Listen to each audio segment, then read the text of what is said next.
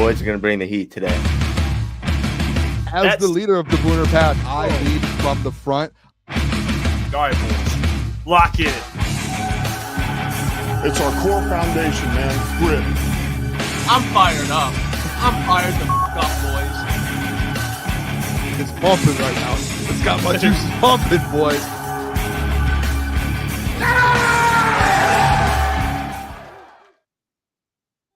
Welcome to Crunch Time Sports with Jeff Booner. Lucas, it is Thursday, March 6th, and we are back with more Detroit Lions and NFL offseason news. Big-time player has been granted permission to seek a trade, so we'll get to that. We got Russell Brown joining the show. I can't wait for it. Help us break down the NFL draft. He's a draft guru. Not just that, but a Lions guy as well. There's plenty more to get to, fellas, but I'm fired up. Let's get to it. Hey, sounds like there's another big-time edge rusher coming to Detroit, boys. What I've been reading. That's what I've been reading about. You know, that's what the people are talking about. Rumors keep swirling. Looks like Hutch is gonna have a running mate in a little bit here. He's gonna have a vice president pretty soon. A VP. President-elect Trey Hendrickson. Is that what you're talking about? We'll see. I'm not saying Trey Hendrickson. I'm saying the man's gonna have a VP. He's gonna have someone. I don't know who it is. The man's gonna have someone. Yeah, I mean, that's what the people are talking about here. I mean, Trey Hendrickson, like I said, officially granted permission to seek a trade. The Bengals franchise tag T. Higgins, which is just insanely disrespectful from a player's perspective. But they have basically said, you know what, we can't pay this man, Trey Hendrickson. We gotta trade him. So they gave him permission to seek a trade. Teams are already, they're already calling.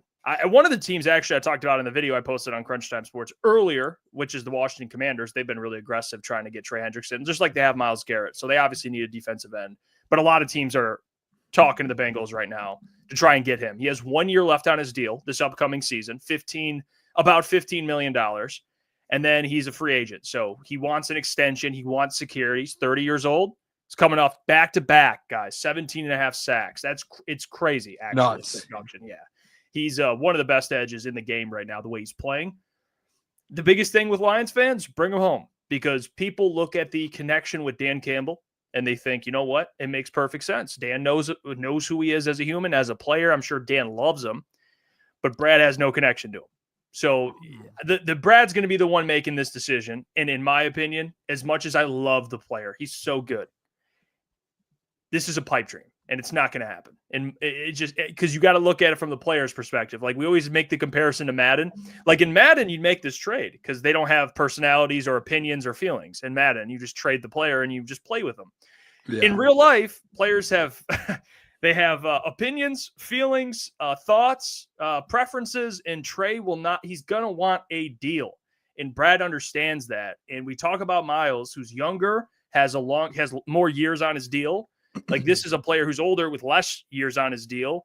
You give him a 3 to 4 year extension, and you're trying to pay all these guys. He probably is going to be paid one of the highest defensive ends. He's going to be paid like one of the best defensive ends in the game.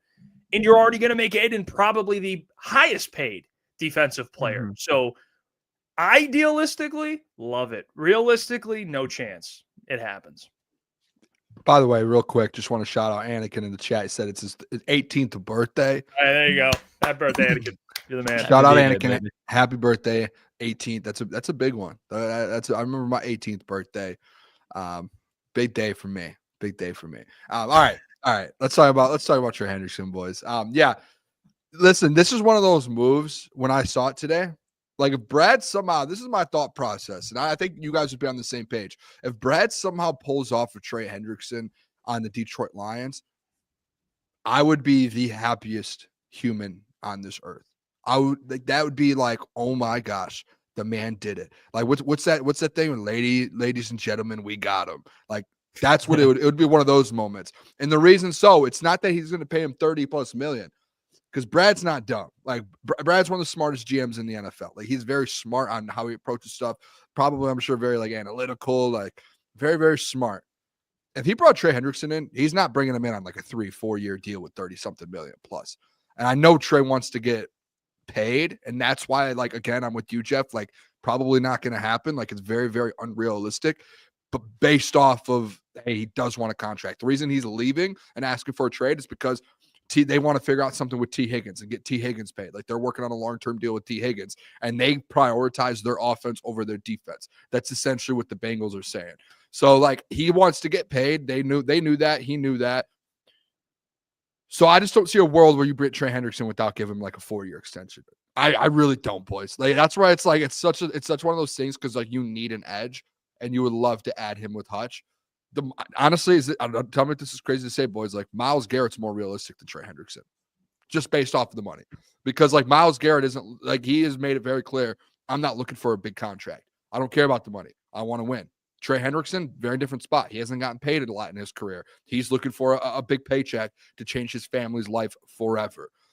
So that's where kind of things differ. Again, though, if Brad gets it done, that means he was able to talk to Trey and say, hey, let's just do like hey, Trey, 2-year, 55, 60 million. Because if you do that, and at 9 o'clock, we're gonna. I've got something for the boys about contracts and different. If you do that, it's doable. But outside of that, it's not realistic. I love Lions fans though, man, because I'm one of them. As soon as that comes out, I go, give me the man. I tweet out, give me Trey Hendrickson. Because for like that 30 seconds, it's the best feeling in the world to think about Hutch. Trey Like plug and play. Like, this is the best thing ever. DJ Reader. Unite with DJ. Come on. Even with Zadarius coming, like, oh my gosh, that would be the best. That's a Super Bowl team. Reunite with Dan Campbell too, Boone. Can I ask you guys a question real quick? Go for it. If you're a player like Trey Hendrickson, and obviously he hasn't gotten paid those big deals, but I'm sure he has life-changing money already. Would you take a pay cut for another year or two if you're Trey Hendrickson to be like, give me a Super Bowl? Give me a but like what's the one goal? What do people leave the NFL like? That's all the money's great. What's one regret? Everyone, all athletes always say, I wish I would have just got a Lombardi. I like Charles Barkley. I wish I just had an NBA Finals. Like everyone says that. If you're Trey, you could say, give me one more year in Detroit. Let's win a Super Bowl, and then I'm going to go get a massive deal next year. I'm just saying that's the goal of an athlete. It's not the money. It's like I want a Lombardi. I'm just saying. I mean, that's a fact. I like your thought approach, Boone. Good thought exercise. Again, this isn't you saying this. This is you asking a question. This is my answer to that question. Maybe not directly towards you, Booner. 0% chance it's going on through Trey Hendrickson's mind right now. Because I would say think if that was the case, I think he'd be staying put in Cincinnati for $15.8 million on a deal this year. Because at this point, Trey Hendrickson's went to Mike Brown multiple times and, hey, please pay me. Please pay me. Please pay me. I'm like, no. Okay, please trade me. Please trade me. Please trade me. And now we finally got the answer. But this has been an ongoing situation in Cincinnati. And if you're a player like Trey Hendrickson, who over the last season, 5 seasons, has only had one where you've went under 10 sacks. And you're seeing Myles Garrett, not Myles Garrett, Max Crosby. He had more sacks than him this year. Obviously, Max Crosby only played 7 games this season. Okay, so let's go back last year. Trey Hendrickson had 3 more sacks than Max Crosby. Let's look at who was around Max Crosby. Nobody. Who was around Trey Hendrickson? Nobody. So if I'm looking and I'm Trey Hendrickson, like, yeah, I want to win a Super Bowl. But first and foremost, I have not gotten a huge contract in my NFL career. If I want to make sure one thing, if I'm giving up my body for 17, 18 games plus a postseason, and I'm giving you 17 sacks, 35 sacks over the last 2 seasons, you're going to pay me like it. And there's teams like the Minnesota Vikings, like the Los Angeles Chargers that are good, that are contenders, but can also afford to pay him. If I'm Trey Hendrickson, I'm about to be going into my 30s.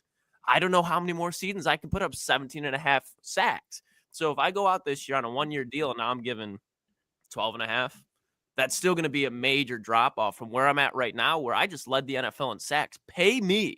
And then at the end of that, you can either go because he's going to be seeking the treat. I'm assuming that he's going to have a huge role in picking where he goes. Maybe not as much as Brandon Ayuk, where he's like, the Steelers. Fuck no. Like, I think Trey Hendrickson, like, again, the teams that Jeff, you brought up the Commanders. I don't think the Patriots are bad. Chargers, teams like that. Like, I think Trey Hendrickson would be a guy like, are they paying me? Are they good? Okay, let's go play ball there. I don't think there's going to be off the field issues there. But he's, in my opinion, if I'm Trey Hendrickson, at least, I'm getting that bag. And then we get that man on like the Commanders or the Bills So not the Vikings though. I know Go I said the somewhere. Vikings, but He needs to go somewhere, to that. be honest, because obviously we have Hutch. He needs to go somewhere like where he was like the man with the Bengals, but they still have a chance to win a Super Bowl. Like he can't go somewhere where it's just we don't have a chance to win. Like don't go. I heard you guys earlier on Bleacher Report say go to the Patriots. Like what are you going to win there? Like you can Boom. find a team that will pay you as much as the Patriots are going to pay you, and you can have a chance to at least be in the playoffs. But that's So you really can. That's the issue because the top teams can't afford that. I'm not that saying the contract. top teams though. I'm saying like those teams that are going to be competing in the playoffs. You Well, have the a Commanders chance. would be the You have a one chance. I That's would what I'm saying. You have a chance to take a team that's like one piece away, and you're that one piece that has the money. So like Schiff got Green Bay. Like Green Bay, Rashawn Gary needs some help. I don't know what their books look like with money, but I'm sure they would be like, hey, yeah, we'll take you and we'll pay you. Like I think there are going to be teams that are just outside of that contender range that add Trey Hendrickson, and then you're going to make that argument. They might be a contender now. Yeah, They just might be. I don't have to add too much to what Klotz. I mean, I get what you were saying, Boone. I respect it, but as a player, like you coming off leading the league in sacks, you got to cash. I would in. just hate if he went to like the Patriots or something. That would be the worst. Like a guy that good in his career just to go get wasted away in a place where he'll never win, and when his contract's up, he'll retire, and he just didn't won nothing. Like I hate that. It's so frustrating to me. Show me something. Yeah, Show me. show me something. Yeah. Hey, do people want to win these days anymore in this society? Is it all about just I mean, the it's man cool has to- won. Hey, Won a lot in his career. Been to a bowl. Yeah, I think for some players, You win like it? the Super Bowl matters. Been one. Most players, it matters. But you know what? Some guys end up selling their Super Bowl rings because they go broke. You know, like so, and it's like, well, I want a chip, and you're like struggling to pay bills. Like I'd rather just be cashed out. And Well, then that we can- just don't and- live beyond your means, dude. If you make like all right, quick exercise, Jeffrey. most athletes, and not most, but a good amount end up going broke post playing career. Quick exercise here, real quick. Hold on. If you made $85 million in your career, do you think you would be able to say, hey, I'm going to live on, like, don't live beyond my means. I'm going to make sure for the rest of my life I'm set. 85 million. I'm just asking you. But if you had a Klotz? chance to double it, though, Okay, You I go get that, from but 80 you would mil still to be able to, 160. again, you would still be able to be If like, not okay, more. I'm in a pretty good spot. Imagine I went get 100 million. Like, think about it, boys. Say he goes to a place this next year on a 1-year deal. He just, because I think the problem, you want me to be honest with you, boys? I think the problem with Trey, I don't know if it's like the longevity of it. I think it's more so like, what's he do next year? 15 million. 15 million. million. In the year before, he had 18, 11, 19. I think the problem is he's like, I just want to get in that 28 to 35 range. I want to get in that Max Crosby range. Now, would he take a 1 or 2 year deal and say, give me that, and then I'll take a long-term deal? Who knows? Boone, Imagine if alert came through my phone and says, Boone, 1-year deal with the Buffalo Bills. he's not taking Boone. If he plays on a 1-year, now you're Yeah, no, you know what? Ignore me. Ignore me. We're grabbing I on know his if you were straws. Trey, I'm and I was like, spitballing. I'm play on the spitballing. contract here, you'd be like, Devil's hell advocate. no. I respect it, ain't Boone. playing on no Yeah, contract. no, it's gonna be a sign. It's gonna be like it's gonna be a not a Sign sign and and trade. trade, but he's gonna trade and he's gonna instantly get an extension. So yeah, Yeah, that's fair. I'm just spitballing here. I'm trying. This is one of the biggest moves of the summer so far. Just trying to feel it out. like you're trying to like talk. Will he play on a 1-year deal? Just feeling it out. That's all. 1-year deal. That's bargain. 30. Yeah. Think about it, 'cause you never go know, from play on that 85 1-year deal. You play on that no 85, but that's not counting expense. I mean, he doesn't. But you have go to- I'm just 85 in his saying- bank account, Boone. Come I on. understand, but you go from 85 all the way to 100 and like what 115 mil, and then that's 1 year, and then you go. What are you have pocket another. watching? I mean, what are we, Hear me out. Hear me out. And then after the 115, you have another 15 sack year. Next year, the but market that's value. not given. Hold on, the market it's given for Trey Hendrickson. Oh Come on my now. god! But next year he has a year like that again. The market value for edges go up even more. What did Crosby get? 35. Next year it's like 38, or Hutchinson's like 39. He could go in there and be like, "Give me 4 years at 38." no, because I'll give you the other side. He plays on a contract year, tears his Achilles. Now he doesn't get paid. So, hey, that's a business. That's part of doing business. Got to take some risk in this. This guy, world. I swear to God. All Hey, right, do you take risk? Hey, take a no, lot of not risk. with Look that. at Crunch Not Time with Sports. Nope, Crunch not Time with 100 Sports. million. Hey, Crunch Time Sports is built off risks, right? Well, they were 100 million. He's making it full circle to crunch time. Yeah, I don't know how you could. This is like Alan from Hangover when he's sitting at the poker table and the blackjack table. It's just the numbers swirling around his head. Yeah. Boone with the Trey Hendrickson contract situation right now. Well, these are the guys that all got released so far. A lot of names on here. Someone commented. I saw a comment. He got like actually a lot of likes. It was like over under 2.5. How many players the Lions signed? And everyone list? Like, yeah. I don't know interested. why the Lions, and he's not even a Lions like fan or anything. Like I'm like, why are the Lions getting mentioned in any of this? Like all these guys are not even. Hey, bookmark this list. Let's see it at the end of free agency. Yeah, I was gonna say, watch Brad. Maybe Brad does the old, hey James Bradbury. Here's a Joey Bosa. Don't Joey, sleep on yeah. Draymond Jamal Jones, Williams though. comes in for another year.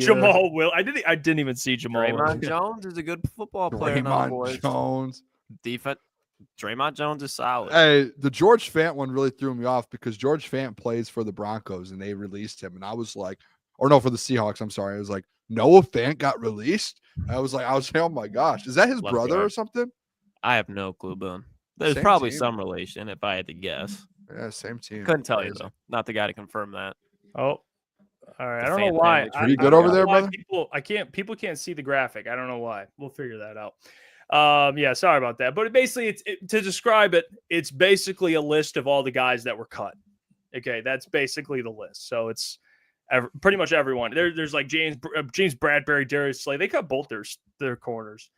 There's a bunch of other names on there. They did. Yeah. Did you see today the Jags, to be honest? Like, if we're talking about it, Klotz is talking about a rebuild team. I don't know if they're fully rebuilding, but they're like doing like a half rebuild to where they're just looking at like bad contracts and being like, house, yeah. But again, like that's a team that has pieces to where they could be good like year one, but they're just like, hey, let's clean house of all these bad contracts and move on, which is smart for a new head coach and a new GM. So it's like you're not having to deal with all of that. It didn't make like, and I think they're making the right moves because if you look at Christian Kirk, that man got paid a big contract when he signed there, and he just dealt with an injury. And at this point, you have Brian Thomas. You look at this receiver class, go in the second, third round, pick up your wide receiver too to go with Brian Thomas, get a running back in this class, improve that offensive line and secondary through free agency. It's a team that I like. To your point, Boone, like they're not a good franchise right now with how they're sitting, but with the AFC South especially, it takes a couple pieces. Like, I mean, the Texans just picked up their trash essentially, so I think they're probably pretty feeling good about that. But I don't think For the a Jags seventh round pick, though, that is it's crazy. Cleaning so much Yeah, gap. Out there. I like the I mean Liam Cohen. I like him as a head coach. I maybe don't love him, but I think he'll be fine. But I love their GM, the young buck. What's his name? How old There we is go. I was gonna say he's like 32, 36, yeah, maybe. He's gonna be Him and Liam are young. What's crazy? Oh my gosh, what was it? Liam Cohen was on Part of My Take, and they asked him about it, how like the young. And I guess there was a guy that took over like the Red Sox or the Yankees or something and won a bunch. And there was like, how old is he? And they were like, I guess he took it over at like 26 years old and turned the franchise. He was like, so it doesn't. Yeah, he was like, so it doesn't matter. Liam Cohen was just like, doesn't matter the age, as long as you know ball and you know that's all that we want. We want dudes in here. I watched that interview and I was like, I'm a Liam Cohen guy. He started talking ball class. You would love him because every single sentence. The man just look at everyone coming back, huh? I was always in Liam Cohen. Hey, no, you weren't. You both overreacted to a press conference, and I said on the show, boys, stop overreacting to press conferences. We've been through it with Dan Campbell. We've been through it. No, I would. Dan Campbell's speech. But we've come on the show and I've said, you know what? I don't think Liam Cohen's gonna suck. Like I don't think he's gonna be a fucking Kyle Shanahan or anything like that. But no, but I didn't make the comment. I said he has everything, and Trevor just needed the right guy in there. Yeah. Me and Klotz both just compared his opening press conference to Dan Campbell biting kneecaps, and like it wasn't a bad thing. It was just like, hey, that was a crazy opening press conference. No, that's all. I think I was not sold on Liam Cohen at first. I'll admit that. And then look at Boone's trying to backwalk his way out of this one. I'm not. No. Because all right, no. Whoa. Who was the biggest one on the or the Bucks last year? You were Boone. And who was their OC? No, that's. Did you know who Liam Cohen was going Yes, into that? yeah. Yes, one. Okay, time out. Give me 30 seconds. Like, this guy's gonna I want suck. you two to just give 30 seconds. And Klotz, when you hear this, you're gonna be like, "Oh, now I understand." 3 years ago, when I was the biggest Will Levis fan, saying Will Levis coming out of the draft is gonna be the biggest. Oh, he did his. Wait, no, Jeff. Let me talk, please. One argument I made about Will Levis, because everyone said, "Oh, his last year he was so bad." And you know what I said? And you could probably go clip it at our old place 3 years ago. I looked everyone in the eyes and said, there's a man by the name of Liam Cohen, who was their OC his second to last year in Kentucky. He left to Los Angeles. But he was quiet. He was quiet. He took a position coach's job in LA. And I go, that man had a big part of his career. A couple years later, this last year, guess who was their OC in Tampa? Liam Cohen. Guess who Booner was really high on this last year? The Tampa Bay Buccaneers. Oh, guess what? So, hey, I have connections. No. Like, that's cute, but you're still wrong. Like, I'm not. He tried to go full circle. Yeah, like you can pull victory it all lap out at any all given want. moment. Hey, Klotz, to be fair, he Come could on now. still stink, but I'm just saying, everyone loves him all now. in on Liam Cohen. Then you should have been like pounding the like, boys, screw the press conference. This dude's a stud. It was funny. It was a good moment in the NFL. It was. Hey, Take advantage better of year it. one, boys. Better It year was. one. Liam Cohen or Ben Johnson? Better year one. Not career, just year one. I would say Ben Johnson, just because of what honestly, what transpired today. All of the players that they let go. I think today showed a little bit that they're not, again, not a full rebuild. They could still make the playoffs next year with what they have, but it is still like hey, we need to get the right pieces in place. Like Is that a rebuild, Klotzy? Would you say the Jags right now? I would say, considering the Jags haven't won dick in years and they just got a new head coach, new GM, yes, that is a rebuild. New GM makes it. That's a full. The only thing they didn't get a new of is quarterback. And they cut like multiple starters, so that also helps that.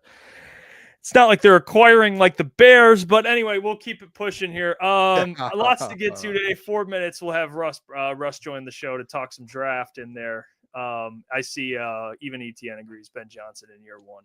I saw someone said something earlier about Aiden Hutchinson. I wanted to answer it because just to clear it up, I'm trying to find the comment. If you're still in here, appreciate the comment. Let's see. Someone asked, I can't remember who it was, but someone basically brought up, like, can Hutch wait a year before taking an extension or something so you can bring someone in? But that's not how that works. Even if he signs an extension, it won't kick in until the end of his contract. Yeah. So you can't like wait a year. You know what I mean? It doesn't. Yes. I'll say this, and at 9:00, I was thinking about the word for it, Jeff. And it's like an interactive assignment, like a group project with the chat. And it has to do with Brad Holmes. It has to do with cap space, and it has to do with extensions. Like, it's like something to where I was actually, I told you, Jeff, I was texting with the doc today because I had like one of those like come to life moments earlier today while I was working, and I had a thought process about some contracts with all the stuff happening today. And I'm like, okay, I have something I want to talk to the boys about today at 9. And it's more so like, hey, this is going to be interactive with the chat too, because I want to get everyone's kind of feelings on all of this. But it has to do with contracts, like a Hutch contract. Jeff's right. You sign him today, say he gets an extension in the next 2 weeks. His contract for the next few weeks or next few years is essentially going to be what it is. And they're going to be able to move everything around anyways, depending. So, yeah, like Panay, like you signed Panay to extension. He's still on his rookie deal. You know what I mean? Yeah. It doesn't kick in until I think this, it's coming up. Yeah, because what is he in year? What year? I don't even know what year Panay's in. Like 3, 4, Year 4. Year 4. Oh wow, man! Next year will be the 5th year option, and then it'll kick in. We'll do that at 9 though, because that was something at 9:00. I put in the prep. Booner has something for the boys. It's really a lot of contract stuff, a lot of extensions, and a lot of. I'm gonna make the fellas, and I'm gonna make the chat like. I hope you guys are ready. Brains are gonna be working. Brains are working overtime. 9:00. Be ready. Yeah. Well, you know what? I'm excited for it. So you got to have those tough conversations, revolving players' futures. I mean, I'll be the one to bring them up. The Booner pack. We'll make sure he gets brought up. No, I get it. I understand it. I mean, what Crosby got, Hutch is going to be paid freaking. We'll get to that later. He's going to make a ton of money. Good for him, though. All right, let's welcome in our guest here. Shout out to him, by the way. He's a busy man, dude. Does great work. NFL draft stuff, Detroit Lions stuff. We just had Scott on the other day, and Tuesday. Now we get to have Russ on. And for those, if you're not already following Russ, you certainly should on X at Russ NFL Draft, NFL Draft Analyst, Fantasy Pros, Betting Pros, does stuff for the Lions Wire. Also content with Scott. Like I said, him and Scott do great stuff. Detroit Lions podcast. That is Mr. Russell Brown. Russ, what's going on, brother? Not a whole lot, fellas. How are you guys? Good, man. Sorry, I don't know why I just did that. It's a hell of an entry. Whoa. Hey, let's talk though, Russ. We only do that for special people. That you get one of those. Let me ask you, because I asked Scott this, and I would love to pick your brain on a player, and it's a player that I really do like. I think he's going to be excellent. But there's a lot of these off-the-field questions with certain guys in the draft, and I already asked Scott. I'd love to ask you, how do you feel about a player like James Pierce, who's so athletically gifted? He tests amazing. The pass rush win rate's ridiculous. I mean, 23%. That's ridiculous in the SEC. But then you look at the weight, you look at the attitude, and people, like, these are rumors that people are happy he left Tennessee. What do you make of a guy like that who could be in the teens? Could that be someone, in your opinion, the Lions should go up and grab? Or are you out? I mean, it's hard for me to gauge because I don't know the player personally, right? Like, I look at him and I'm like, I'm with you. I see an explosive athlete, a guy that can come out and win. He can turn the corner. He dips and rips. He does so many different things. But the things that I struggle with is the off the field stuff. And I look at it and I'm like, this is a guy that is going to be uncoachable. That's everything that I'm hearing out of the combine. That's everything I'm hearing from scouts that talked with the personnel at Tennessee. That's the same thing I'm hearing from certain agents that not necessarily rep him, but are very close with people that are around him and rep for him. So it's really tough for me to gauge because I want to believe in the kid because I love the tape. And going into the season, he was a top 5 player. And then there were times where he wasn't on the field and he was like a sub third down type of pass rusher periodically in certain games. And it's a really odd evaluation. And then you hear like the potential anger problems off the field. And it's like, I want my pass rusher to be wired a little bit differently. I want him to be angry, but I just don't know if the Lions can afford on gambling on a first round pick like that. Like we saw what last year's class was, right? We had Tyron Arnold.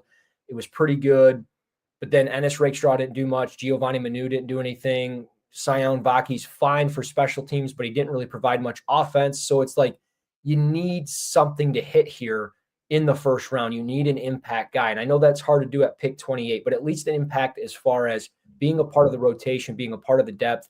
And I don't know if Pierce is going to be able to be on the field. You look at the combine, there were times that he like had to go through drills 2 or 3 times to be coached up. And I think that stems to like that uncoachable stuff. So I don't know what it's going to be with him moving forward. I would be okay with it, I guess. But at the same time, I don't think he's going to be on the Lions radar.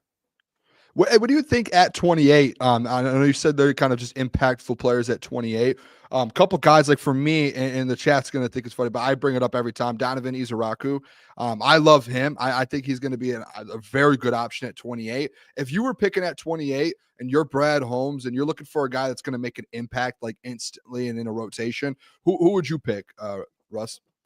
Yeah, I think Donovan Ezerake would be definitely a guy that makes a lot of sense in my recent mock draft that I do, every Monday, Tuesday on the Lions Wire. He was my first round pick because coming out of the combine, he's the guy that I've heard the most as being a for sure first round pick.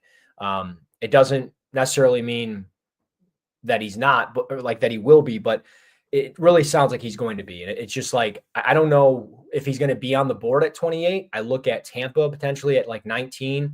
I look at the Packers possibly, maybe even Minnesota. Some of these teams that just recoup, continue to take defensive linemen. He feels like one of those guys. But I love the skill set. He's got great length, 34-inch arms, 6'2", 248, can play with leverage. He's another guy that can turn the corner. He's got some bendiness to him. What I like the most is just that length and being able to create separation. So he's able to win at the point of attack by creating that separation, and then he can counter back inside or work his way outside. That's important for the Lions. Now, there were times at the Senior Bowl, Ariante Ursere, he got the best of him at times, and he gets engulfed by bigger guys, bigger blockers and things like that. But at the same time, this is a guy that you're bringing in to rush the passer. He's going to get one-on-one reps a lot because of what Aiden Hutchinson is going to provide on the other side. So I would be fine with it. And I would be like, okay, we're good. I don't got to worry about off the field stuff. He's getting praised for his leadership, his character, his willingness to learn. He really fits everything that the Lions are looking for in a pass rusher and really just a player and a person. So I'm on board with him 100%. And again, I just hope that he's there at 28 because everything I'm hearing, he's probably going to be gone. There's chatter that he's going to jump James Pierce, Mike Green, and get down in like that Shamar Stewart level of being like a top 15, top 20 pick. Well, Russ, you just pretty much alluded to my next question. All I have been hearing about after the combine from a lot of Detroit Lions fans is Shamar Stewart, Shamar Stewart, Shamar Stewart. My opinion, if Shamar Stewart was somehow there in the second round, which there's no way he will be, I'm comfortable there.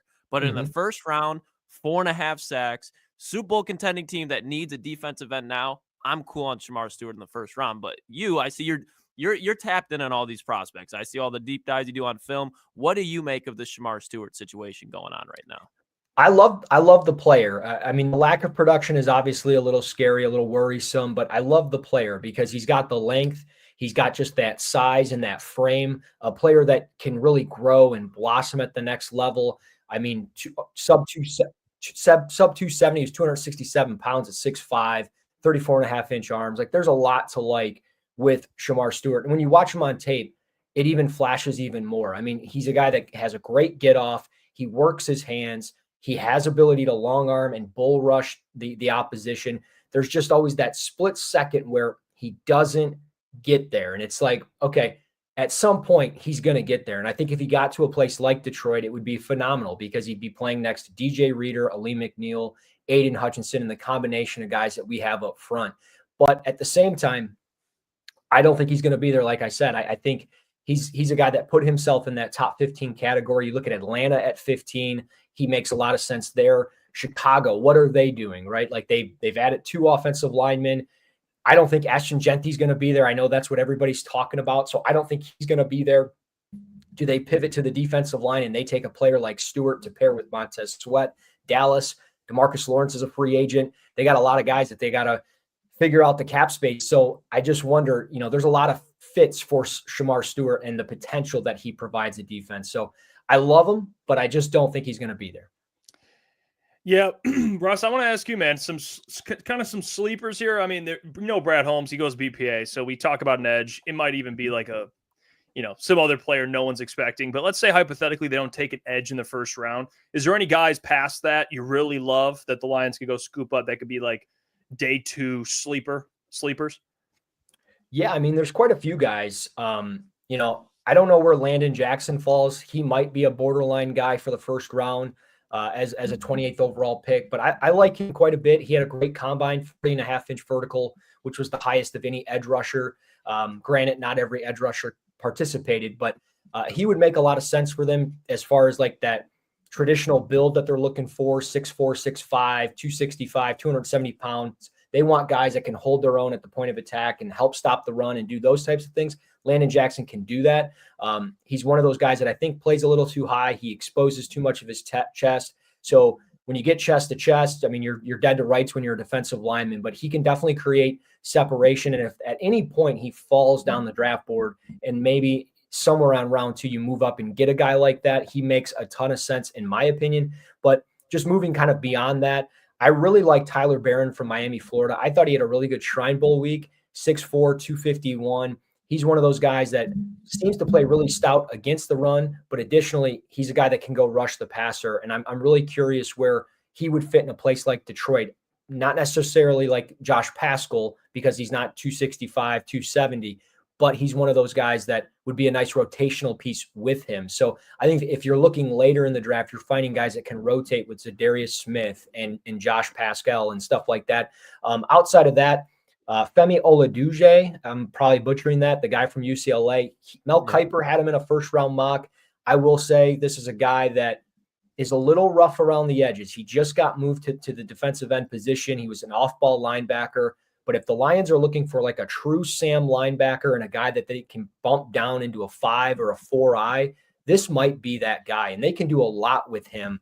He really popped on the tape when I put on UCLA, and I saw him in the first round. So I was like, you know what, I'm going to put him on and I'm going to watch him because he wasn't on my radar and I just couldn't stop watching him. So I look at him as maybe a day 2 pick as like a second or a third round guy, but he could end up being a borderline first round player as well because of what he can do against the run and the versatility that he provides. And then just the last guy, you guys know I could go forever, but Jordan Birch from Oregon is Come the on other. now. Oh. Come on, Ross. Hey, Wow. real quick before you answer this, Ross, I have a question.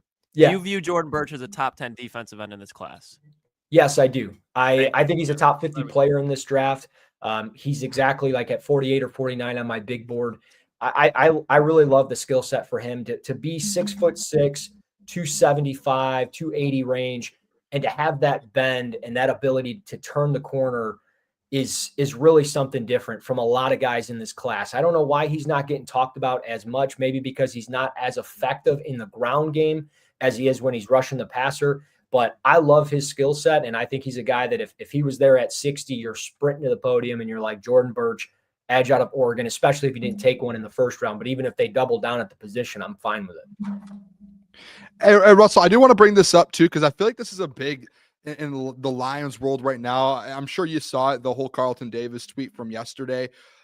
At corner, though, I know last year it was first, second round corner. Do you see the Lions at some point in this draft saying, hey, we need to figure out another corner and find a guy who can maybe contribute right away? And if so, is there anyone in this draft you think outside of the first round that the Lions can look at and say, yep, that could be a guy who can come into this defense and make a play? I think it's definitely on their radar. I think they would definitely want Carlton Davis back. It just depends on, what that dollar amount's going to be. I think that they would be comfortable paying him at like $11 or $12 million per year. I'm going to guess he's probably going to want $14 or $15 million a year. Maybe they can meet in the middle, do some type of bonus structure. But even if they don't do that, I'd be curious if they added a veteran somewhere. Paulson Adebo from New Orleans, he's going to probably hit the open market. So I would keep tabs on him.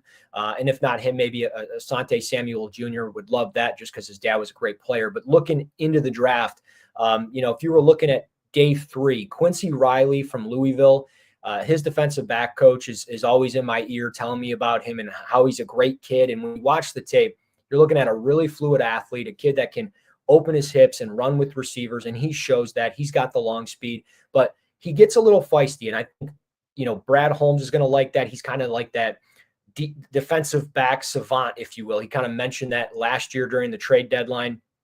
So I look at Quincy Riley as a guy maybe that he would really like and he would really push for. And if not that guy, Noah Williams out of Cal. Physical press man corner, great length. He jams and redirects receivers a bunch. He was down at the Shrine Bowl. He had a pretty good week down there. I would think he would be in that 3rd, 4th round range. The same thing for Quincy Riley. So any one of those guys would make a lot of sense. Outside of that, I don't think I would be taking a Denzel Burke. He's just a little too inconsistent out of Ohio State for me. And some of these other guys, these guys are going to go fast. Travis Hunter, Will Johnson, Ravel, Azare Thomas, Ben Morrison, Barron, Maxwell Harrison, and Dorian Strong. All these guys are probably going to be off the board by the time they even get to 60. So it's unfortunate if they really wanted to take one. They might have to take him a little bit sooner if we're talking about some of the bigger names. Staying with the defense here, kind of similar question to Booner asked with the cornerbacks, but now moving to linebacker. When you look at the linebacker situation, going to be up in the air to see what happens with Derek Barnes, but I would assume even if Derek Barnes returns, the Lions would still be looking at an option to upgrade. You just look at that depth. They got wiped out with injuries last year. Are there any ones that stick out to you again, round or day 2, day 3? I know they met with guys like Jay Higgins out of Iowa. Who pops off on tape to you that you think would be a great fit to be either depth to Derek Barnes or replace Derek Barnes? Come on, Barrett Carter, Russ. Little Barrett Carter. Come on. Yeah, you could definitely go with him, but I was going to go with Smail Mondon out of Georgia. He's a little bit smaller. He doesn't necessarily fit that Derek Barnes role, but he looked really fluid at the combine on the field. He's 6'2", 224. Maybe you can do some shuffling around with Malcolm Rodriguez and Jack Campbell and Alexander Zaloni. You bring a guy like this in, he could play more of that will, and he can cover. But even if he was to play as the Sam and you bring him down in the box, okay, he can cover tight ends. He can cover slot receivers. And as we saw, like with James Houston, he got beat on that wheel route and got hurt, and it kind of was the end of him. Well, maybe you put a guy like Smail Mondon on there who can run. He's got some of that speed, but he's just really fluid in space, and he was a guy that always caught my eye. And then the other one, Danny Stutzman out of Oklahoma. If Dan Campbell isn't licking his chops when he sees this guy play, I don't know. This guy, just looks like an old school linebacker. He's always around the football, always sniffing around there. He's got a bunch of arm braces on, sleeves. He looks like he like a creative player off of Madden, but a lot to like with him down in the box. He jams offensive linemen. He redirects tight ends off their routes, and he comes down and plays physical in the run game. So I think Stutzman and Munden would make a lot of sense. I would keep tabs on Carson Schlesinger, though, from UCLA. That's a guy that every time you pop on UCLA's tape, I know it would probably be like a first-round pick type of deal or maybe trade back and take him, but he's a guy that just screams Detroit Lions because of the effort and the high motor ability that he has. Love that. Yeah, I'm Danny Stutzman. I'm locked in. I'm locked in. You got to lock him in, dude. Yeah. He was at the combine, wasn't he, Russ? Yeah. Okay, that's what I thought. I'm pretty sure I was thinking of who it was, but yeah, no, he looked. When you talk about a Dan Campbell guy, you were correct. You watch that man run. Like, hey, he's not moving the quickest, but he's moving with some fucking passion. You can just tell he's a gritty type of linebacker. So I'd be all for it. Yeah. No, you sold me at arm braces. I'm in. I know. I appreciate you as always, Russ, taking time, man. I know you got a busy schedule joining the fellas here. Follow Russ on X at Russ NFL Draft. Does great work. Russ, we'll talk to you soon, my friend. All right, fellas, we'll talk to you. There you go. Russ Brown, taking time. Appreciate it, Russ. Doing some great stuff. Yeah, I'm gonna be honest. I did not know Danny Stutzman. I just remember from his 40. Danny Stutzman Stutzman. from looking athletic, but when he brings up, okay, this man played with 2 arm braces, you're like, okay, this guy he's not there to be an athlete. He's there to inflict. Man means pain, business. Be an enforcer. Yeah. Go take out the running back and pass protection so your defensive end can get there. That's what you get with a guy like that. That's what you call a lunch. Bring a lunch pail to work type of guy every day. You know that's a blue collar guy right there. Yeah, lunch pail kind of guy. No, I respect it. That's a guy. Hey, I'm not going to say that actually. No. What were you going to say, Boone? I mean, it sounded like it was going to be passionate. It was one thing I said that one time that sounded really really weird. You know. Yeah, I know. I don't. What is it like? Like the whole thing. You guys remember? You guys remember? No. Like a foxhole type guy, or that's. But what did I don't remember what I said. Yeah, I was like, I'll get in the hole with you or something. Remember I said that, but about foxhole. I want to make sure the chat can see this. I'm going to go through Charles Davis's mock, first round mock. We'll see. First round. Yeah, the Lions. It's Thursday, so we break down national mocks, and today we're doing Charles Davis. This is extreme. I saw this earlier. All right. Why is it extreme, Klotz? Yeah, I saw the first it too. 3 picks are insane. Why Charles Davis? Why did we pick Charles Davis? I respect Charles Davis. Okay.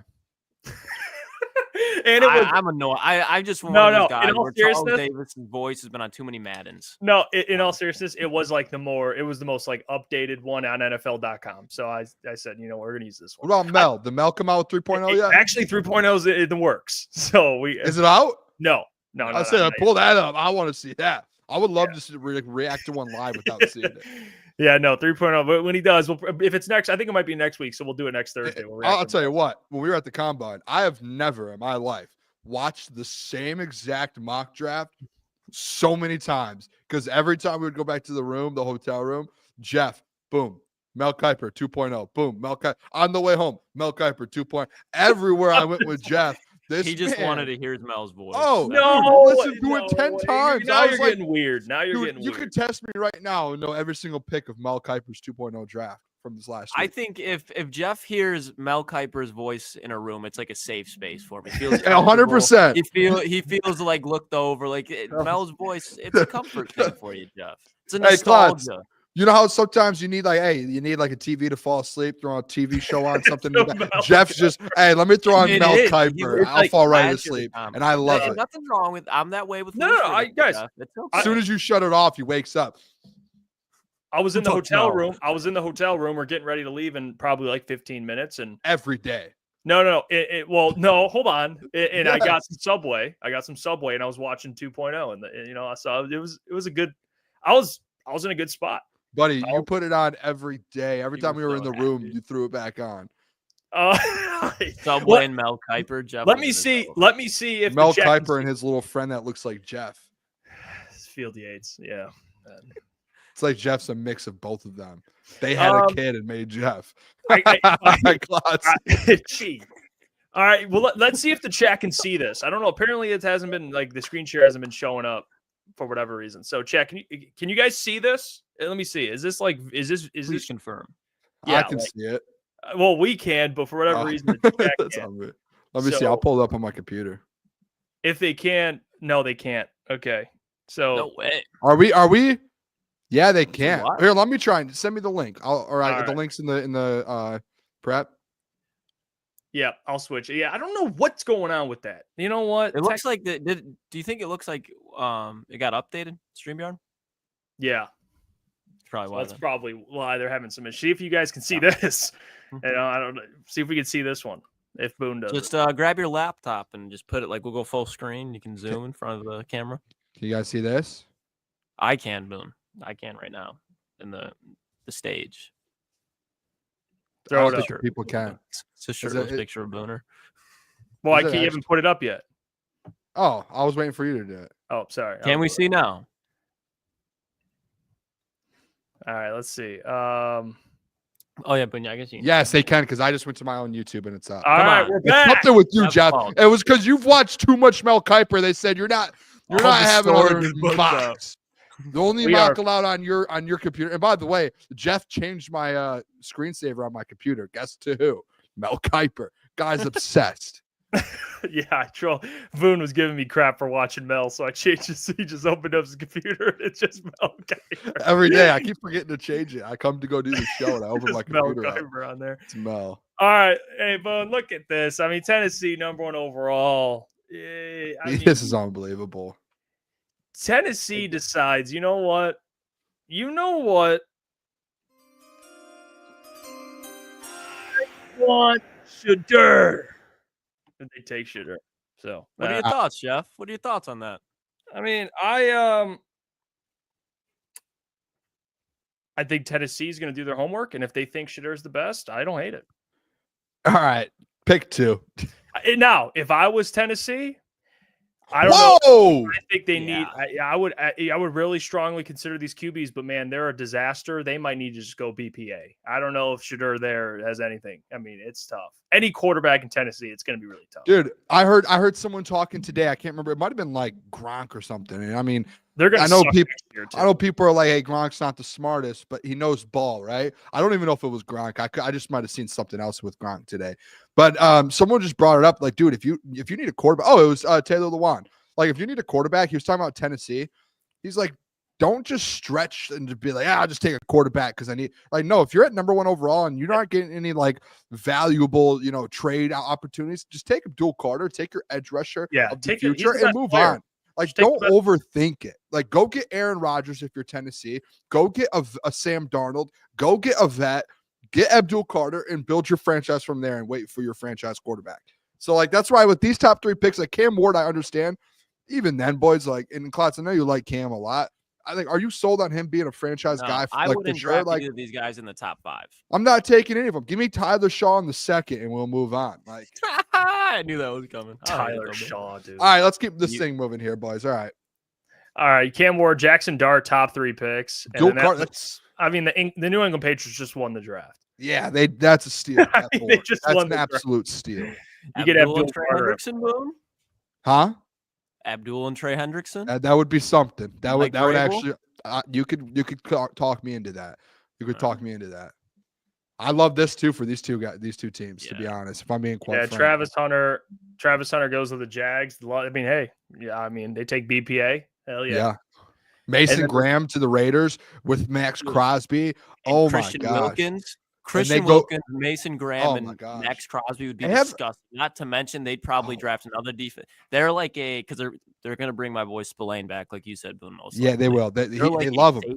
Corner away. Like, if they're not going to be a good team, but as far as like weeks 1 through 18, but if you look at Pete Carroll and that defensive line, like if you're Sean Payton, if you're Pat or Andy Reid, or if you're Jim Harbaugh, like you have to game plan for defensive line. That's going to be one of the better defensive lines. They have Malcolm Kuntz too on the other side of Max Crosby. Had 8 sacks last year. I was watching a video of Max Crosby and John Gruden, and they both were like, "This kid is going to be so good." He didn't play this year because he had an injury in training camp. He had like an ACL or something. But they're like, he's going to be like that next dude up in the league at edge. So you have him with Max, and you have Mason Graham and Wilkins. Like they'll probably draft a running back in round 2. Like now you get your back. Go get a wide receiver. Wide one receiver, of the. Yeah. Hey, you know what? Let me be GM with Tom Brady. Give me DK Metcalf and go get Aaron Rodgers. Now you have a team. That's a team that's competing right away. You see the Giants are they look like they're talking to Aaron. It's going pretty well, I guess. The Giants. I hope not. If I'm the Giants, and especially if I'm Joe Shine, however you want to say, I'm trading to the first pick, and I'm taking Cam Ward. Because if they take anybody else, they're out of there. Wait to do that next year. Wait for a different quarterback. He'll be gone. All right, boys. Next 2. Will Campbell of the Jets. Wow, I like that. Yeah, it's big for them. Yeah. Olu Fashanu last year. Jalen Walker to the Panthers.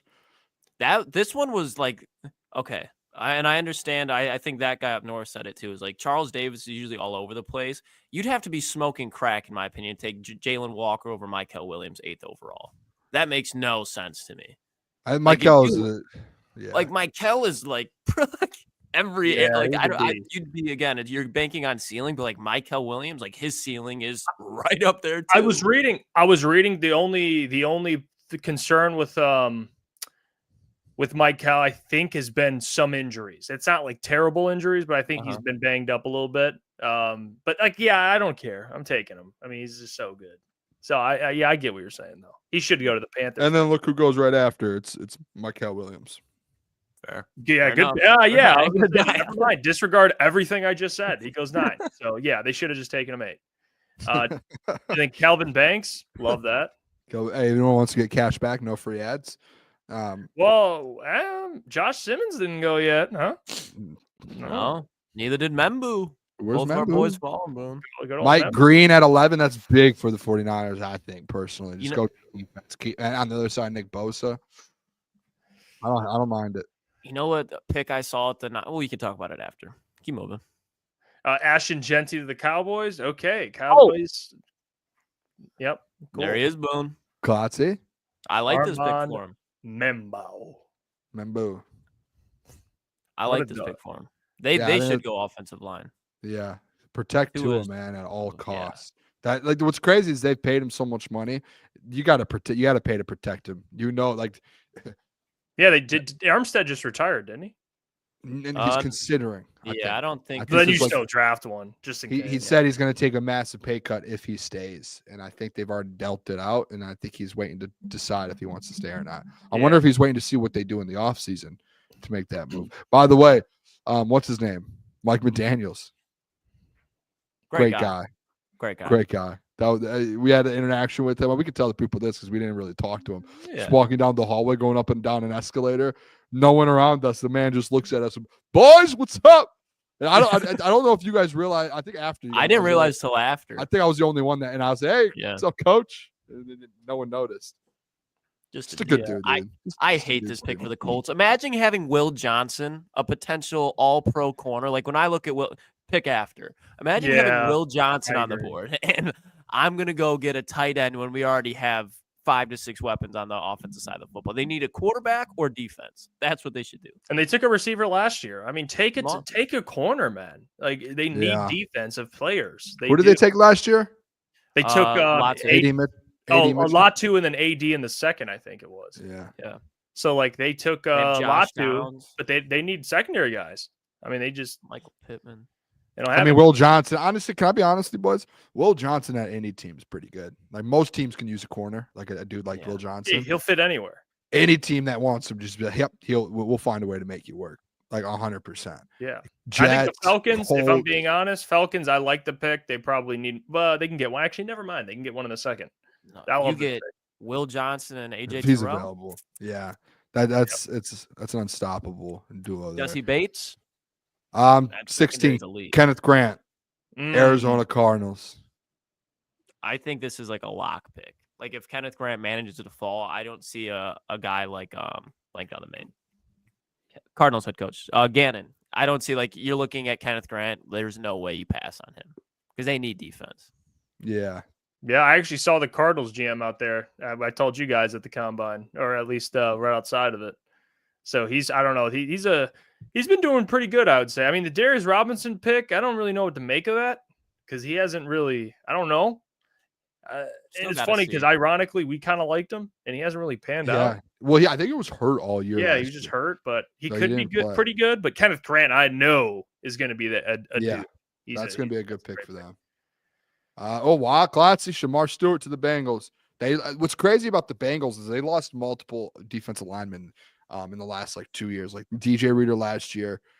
Now today they lose Trey Hendrickson and what's his name? Sam Hubbard retired. BJ Hill's going to be leaving. Yeah, so you're sitting there and you're like, I don't think they have a choice but to draft a defensive lineman. Yeah, honestly, I don't.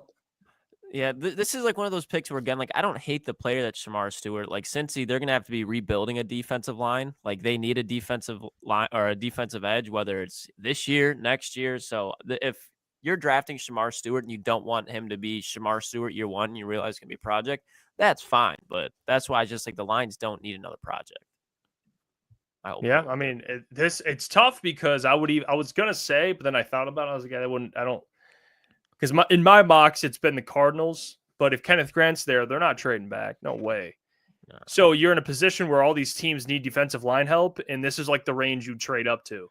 So it's you're not going to trade up. And you'd probably be a Terran Arnold type of trade where you trade up from 28 to 22, 23, 24. Yeah, I don't think it's going to be a JMO. I know I talked about that, going up and getting some dude at 13. I don't think that's going to happen. So we'll see. Keep going. All right, we got back-to-back here. 18, Walter Nolan to the Seahawks. T-Mac to the Bucks. They get a great player at 19. Holy hell. Yeah, they probably would never expect him to fall to 19. And if he's sitting there, remember when Brad that one time, get that pick in now. Hurry up. Yeah. That's what you do with him. For T-Mac. If you're I'm not saying he trade. I'm saying the Bucks. I know. I'm saying the Bucks GM go. That's the pick, and you sprint to go turn that in. Yeah, I mean Baker and Mike Evans seem to work pretty well. I think him and T-Mac would work really well. You still have Mike too. Imagine those guys on the outside. Oh my gosh, like the Twin Towers. And McMillan's 6'2", 6'3" too. He's not a short wide receiver. Yeah. So they got two McMillans, Macmillan or McMillan and Macmillan. Jalen McMillan. So two literally McMillans. Yeah. Come on now. MCs. Mac Miller? No, I'm saying I don't know the Jalen McMillan. I didn't know his name was actually McMillan. Back-to-back DBs off the board. I like this. Steelers. I like this pick for the Broncos. I don't know about the Steelers, but I like it for the Broncos. I'm out on the Steelers pick. That's a bad pick. It's a good player, but yeah, go get a receiver. They need offense. That 21 should be Matthew Golden if he's somehow still there. Yeah, I agree with that. Match Justin Simmons though with Nick, I'm on a worry. Yeah, Pat Surtain too. I think Justin Simmons is actually due for a deal. I think his contract's up. Could be wrong. Didn't he get released or something like that? Could have. I think he might be on the market. I think he might be on the open market right now. I believe. Riley Moss, Pat Surtain, Nick Emawari. Be nasty. Yeah, that dude's a freak. Mahomes. Joseph's gonna love that dude, man. Keep going. Yeah. This is obvious. I mean, we've seen this before. Moving. Yeah, we've seen Colston. Josh Simmons to the Packers, Klotz. That's fucking mad. Get their left tackle. Great pick for them, man. That's Vikings. their David Bakhtiari for the next. Derek Harmon. Oh, that's a good pick too. I think that's another good pick. I mean, there's just good pick after good pick here. What can the Lions possibly do? Only a couple picks away. Gray's able to the Rams build up Matthew Stafford's O-line. James, this is a fear of mine. This is a fear of mine. Him going to the Ravens and just being one of the best in the league. Detroit Lions, you ready, boys? I would cry, dude. Donovan Jackson. Matthew Golden, the Commanders, the pick under there. Okay, this is where you trade back if you're going to take Donovan That's Jackson all at I was 28. thinking this whole time. You trade back. That's all I You was trade thinking. back. You take Izaraku. You take a defensive lineman. If somehow Josh Simmons falls, you take him there. If you're taking Donovan Jackson, you trade back into the second round and you just run it up on day 2 of the draft. And you go get like 2 to 3, maybe 4, depending on how many third-round picks they keep. Like This might guys be that you the can worst plug one. and play. This guy would be give this, like, available a at D. he might be available at like 40 something. So Could like, be. Like, what do you like? You know what you do? You take a defensive lineman here, I mean, and if he starts to drop and he falls 35, 36, 37, 38, oh, you have 60. All right, let's move up. If you really want him this bad, if you think he's worth 28, I love the explanation too. Lions GM Brad Holmes will make sure his lines are taken care of, and Jackson will look good in Honolulu blue. I mean, so what is that?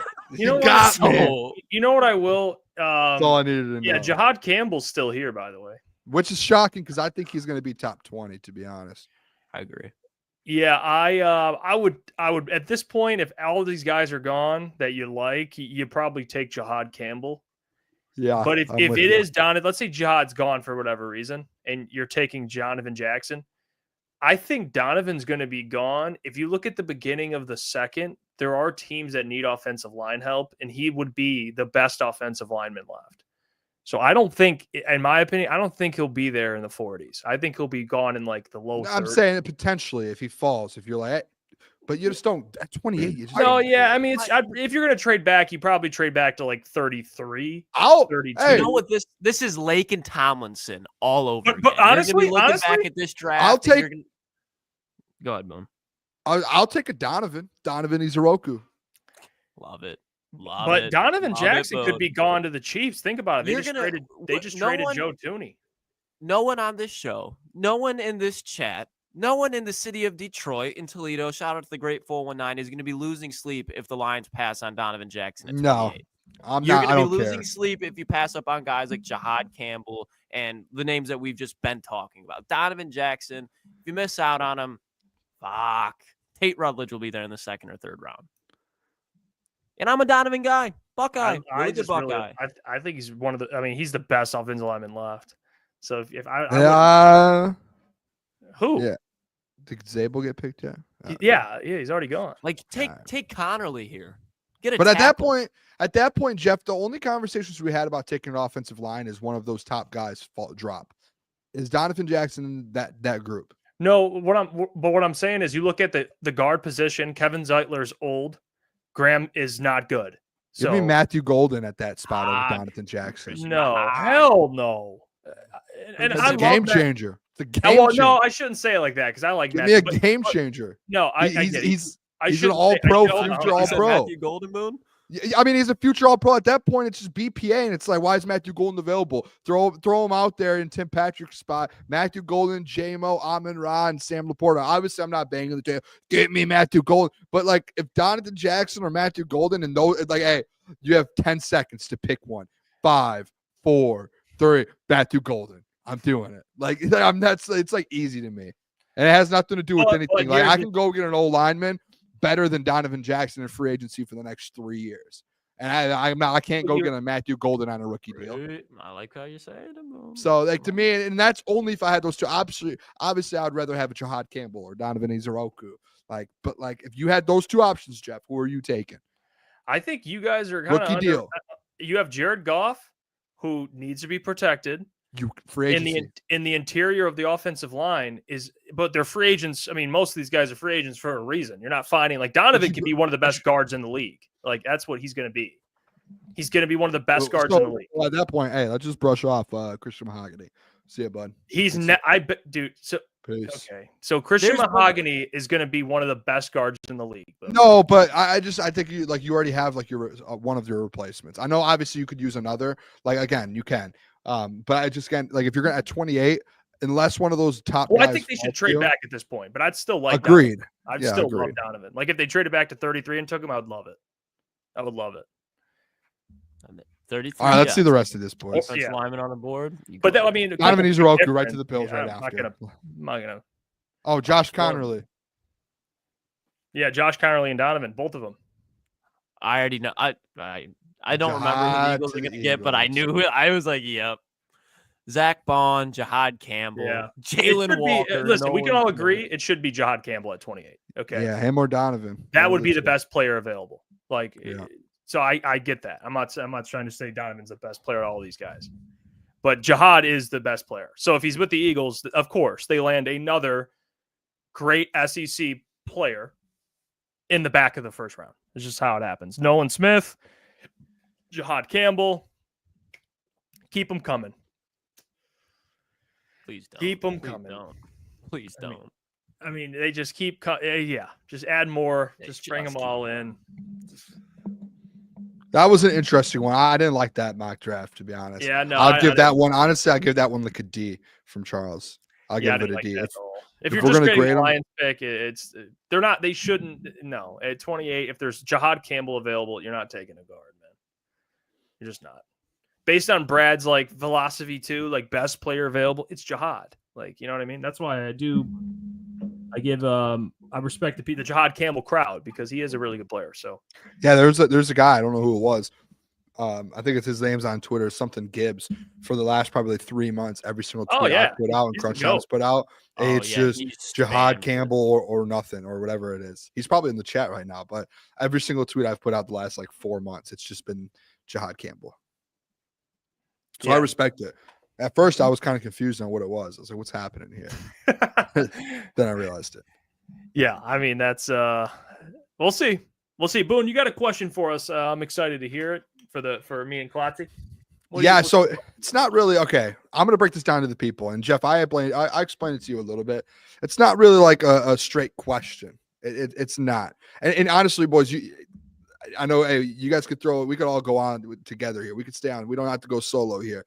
Well, you're because this isn't no, I'm not, because this isn't like a cook Booner cook, because it's like a legit break like, it down for the people. Let's have a conversation. Okay, I will, but let's just have a conversation with the people. This is like an interactive thing with the chat, and I'll share my screen in a little bit and we could take a look at it. This was my thought process today. I'll go solo if you want. Go ahead. I really don't care at this point. But this is my thought process today. I'm sitting here, and I hope Lions fans, I hope you guys respect these thought processes, because these are some things that you hope your GM, Brad Holmes, everyone is thinking about this. You see all these guys getting released today. One of the things that really stood out to me was the Dak Prescott, him kind of rearranging his contract, right? Them going back through and saying, hey, this is what we're going to do with my contract. They go through it, they restructure it, save 38 million, Jeff, I think it was. Yeah, it was a shit ton of money. It was $38 million resaved on that contract by pushing some money into some dead cap, putting it into a signing bonus. I think he got like a $47 million signing bonus today, and he's only going to be paid $2 million. And then the cap goes like 40 something. My thought process is this, boys, and I'm going to need you guys to really dial it in here. I'm talking to Klotz, Jeff, the chat. This is a conversation we have not had yet as Lions fans when it comes to contracts. The restructures, releasing players, the opt-ins, the opt-outs, those sort of moves. Because one thing, and this is where in my mind it started turning, and then I was texting the doc. I said, Doc, welcome to how Booner's brains works. And I was like, this is how the Booner path was constructed. But we all sit here, hey, give me Khalil Mack, give me Joey Bosa, give me Myles Garrett, give me Trey Hendrickson. Okay. So I went to the next step. I go, okay, how can we make this even happen? Like money-wise, right? Like, is this even possible? Even on a 1-year deal. I know we have a lot of cap. Or on a 1-year deal, can it happen? Can it happen on a 2-year deal? I don't know. Like, you sit there and you start really thinking about how can it work. Boys, this is where I started to think. I went and looked at a lot of contracts. The first thing I realized, what Brad Holmes did is every single big-time contract we have right now kicks in 2026. So if we're talking about restructuring, fellas, at the end of this season, and I challenge Jared Goff, Amon-Ra, at the end of 2025, the boys better restructure. That's all I got to say. I think it's one of the most important things. If you want to stay in the Super Bowl window, and if you want to continue to be able to say, hey, let's bring this free agent in. Hey, let's extend this guy. Let's do this. Guy like Jared Goff, who's going to be 50 million at some point, cap hit 60 million, 70 million. If you give a quarterback that much money, you would hope at a certain point he would take a step back and say, yep, I'll restructure that deal. Same thing with Amon-Ra, in my opinion. Those big contracts. Now, this year, I was trying to find, all right, where can we find restructures this year, boys? Klotzy, there's one guy. All right, I'm intrigued. This is the challenge to him. He just signed his new extension this season. I like this. Taylor Decker. Taylor Decker's cap hit is over $20 million this year. You go into this offseason and you sit down with Brad and you say, hey, Brad, let me get a $15 million signing bonus. Sheila, fork over the money. And let's add $15 million to this cap space this offseason so we can go add another elite pass rusher. You can go add a corner, a guy that you're like, hey, we don't know if we can afford a Carlton. We want to go out and get a Jair Alexander. You want to go out there and get a certain guy, Byron Murphy. I don't know who it is. Whoever in the chat, whoever you want. But some of these guys, and listen, this is uncharted territory. This is what I was telling Jeff today. This is uncharted territory for the Detroit Lions and Detroit Lions fans. Like, we've never had to have these conversations about restructures, opting out on guys. It's about time. It's like, hey, this is that year because you need. I know you have a lot of cap, but you really want to make some moves to win a Super Bowl this offseason. Next season, you're going to have to do the same thing. Some of these guys, it's like, hey, this is where Brad's really gets to work.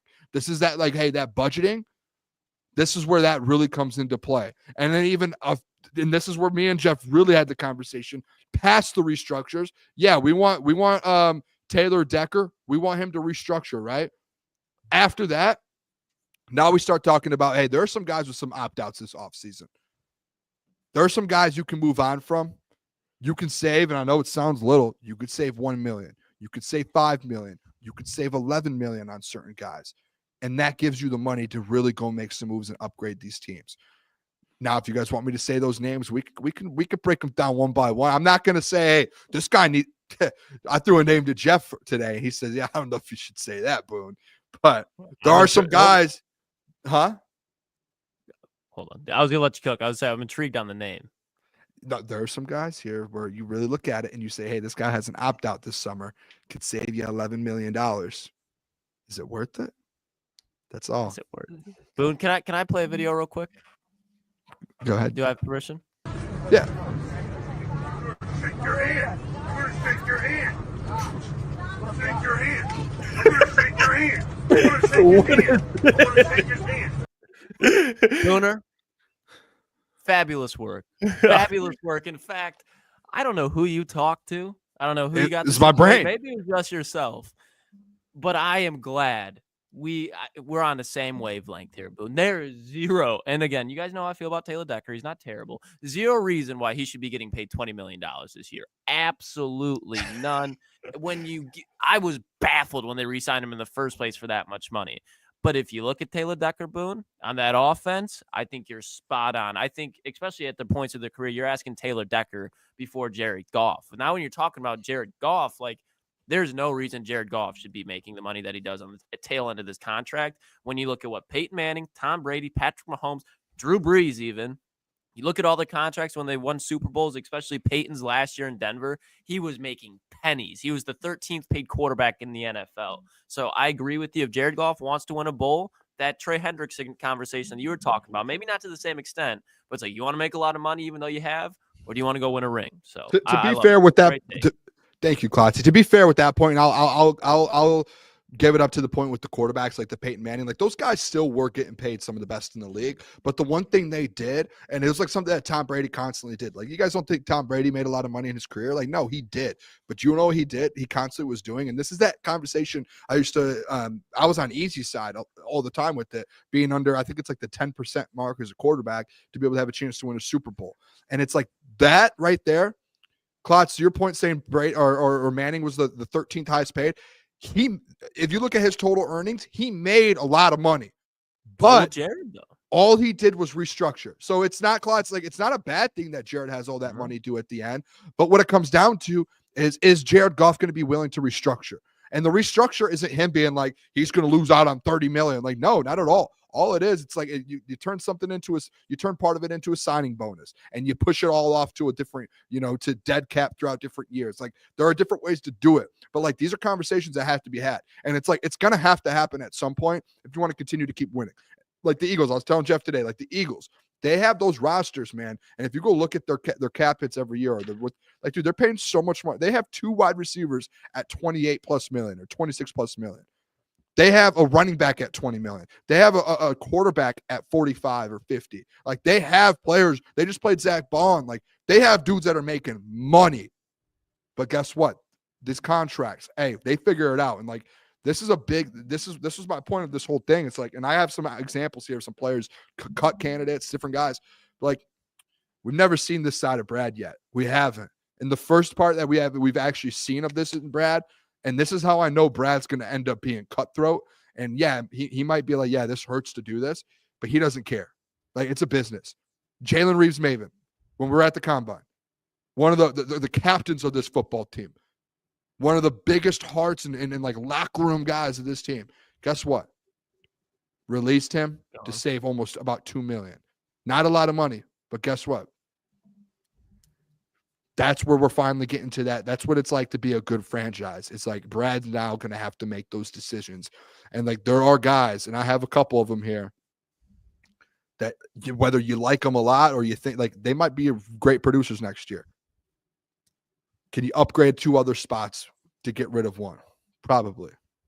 So I'll let you, Jeff, my bad. I'll let you go, Jeff. You haven't really had your say. No. I know. I was just letting you cook. I think it's interesting. I think my question, because a lot of it, like I was talking to you today on the phone, there's a lot of things with the salary cap I'm still trying. I mean, it's a very complex thing. So I'm glad, like, you talking about all this stuff, I think is very important. I think at some point you're going to have to restructure. I looked up, and Brad restructured Goff's contract in 2021. With the Rams, when they got brought over with the Rams, yeah. So that was when the Lions were in cap hell, and he obviously restructured and cleared some money up and all that. I guess the thing I would wonder is, will he do it this year given they have money, as opposed to like when guys are paid, like the Eagles, when all these contracts kick in like a year, 2 years. Yeah. You're like, I wonder if it'll happen now, but you're spot on. Like, he's going to have to do it at some point. Like, he's going to have to restructure contracts. It's like the Dallas Cowboys. Like, the Cowboys are in cap hell, they had to restructure. Yep. Didn't someone else restructure? I'm trying to. Someone else might have. There's been a couple teams that have guys that restructure. Oh, today? Oh, there was a bunch today. I know the Cowboys did. The Browns just did. Deshaun Watson. There you go. Saved like $40 million off Deshaun. Like, they're in cap hell too. That's it's just constantly going on. But like, they're like, again, I think there's 2 different ways to look at it, especially with the restructures and as well as like players getting released and cut. I think the 2 ways is like, one, obviously, like if you were to, you can't really restructure. There's really no point outside of like maybe Taylor Decker that you're really going and restructure this year, because a lot of the contracts, like Jared Goff's, his cap hit is really not much in 2025. Yeah. They got Amon-Ra, not a lot. Panay, not a lot. Aleem, not a lot. The only really ones is like a Taylor Decker. Zadarius is like 10 or 11 mil. Like, but the high end ones, they don't really kick until 2026. So like, once you get into next year, at the end of next season, that's when you have to have those conversations with some of those guys. Hey, let's do it.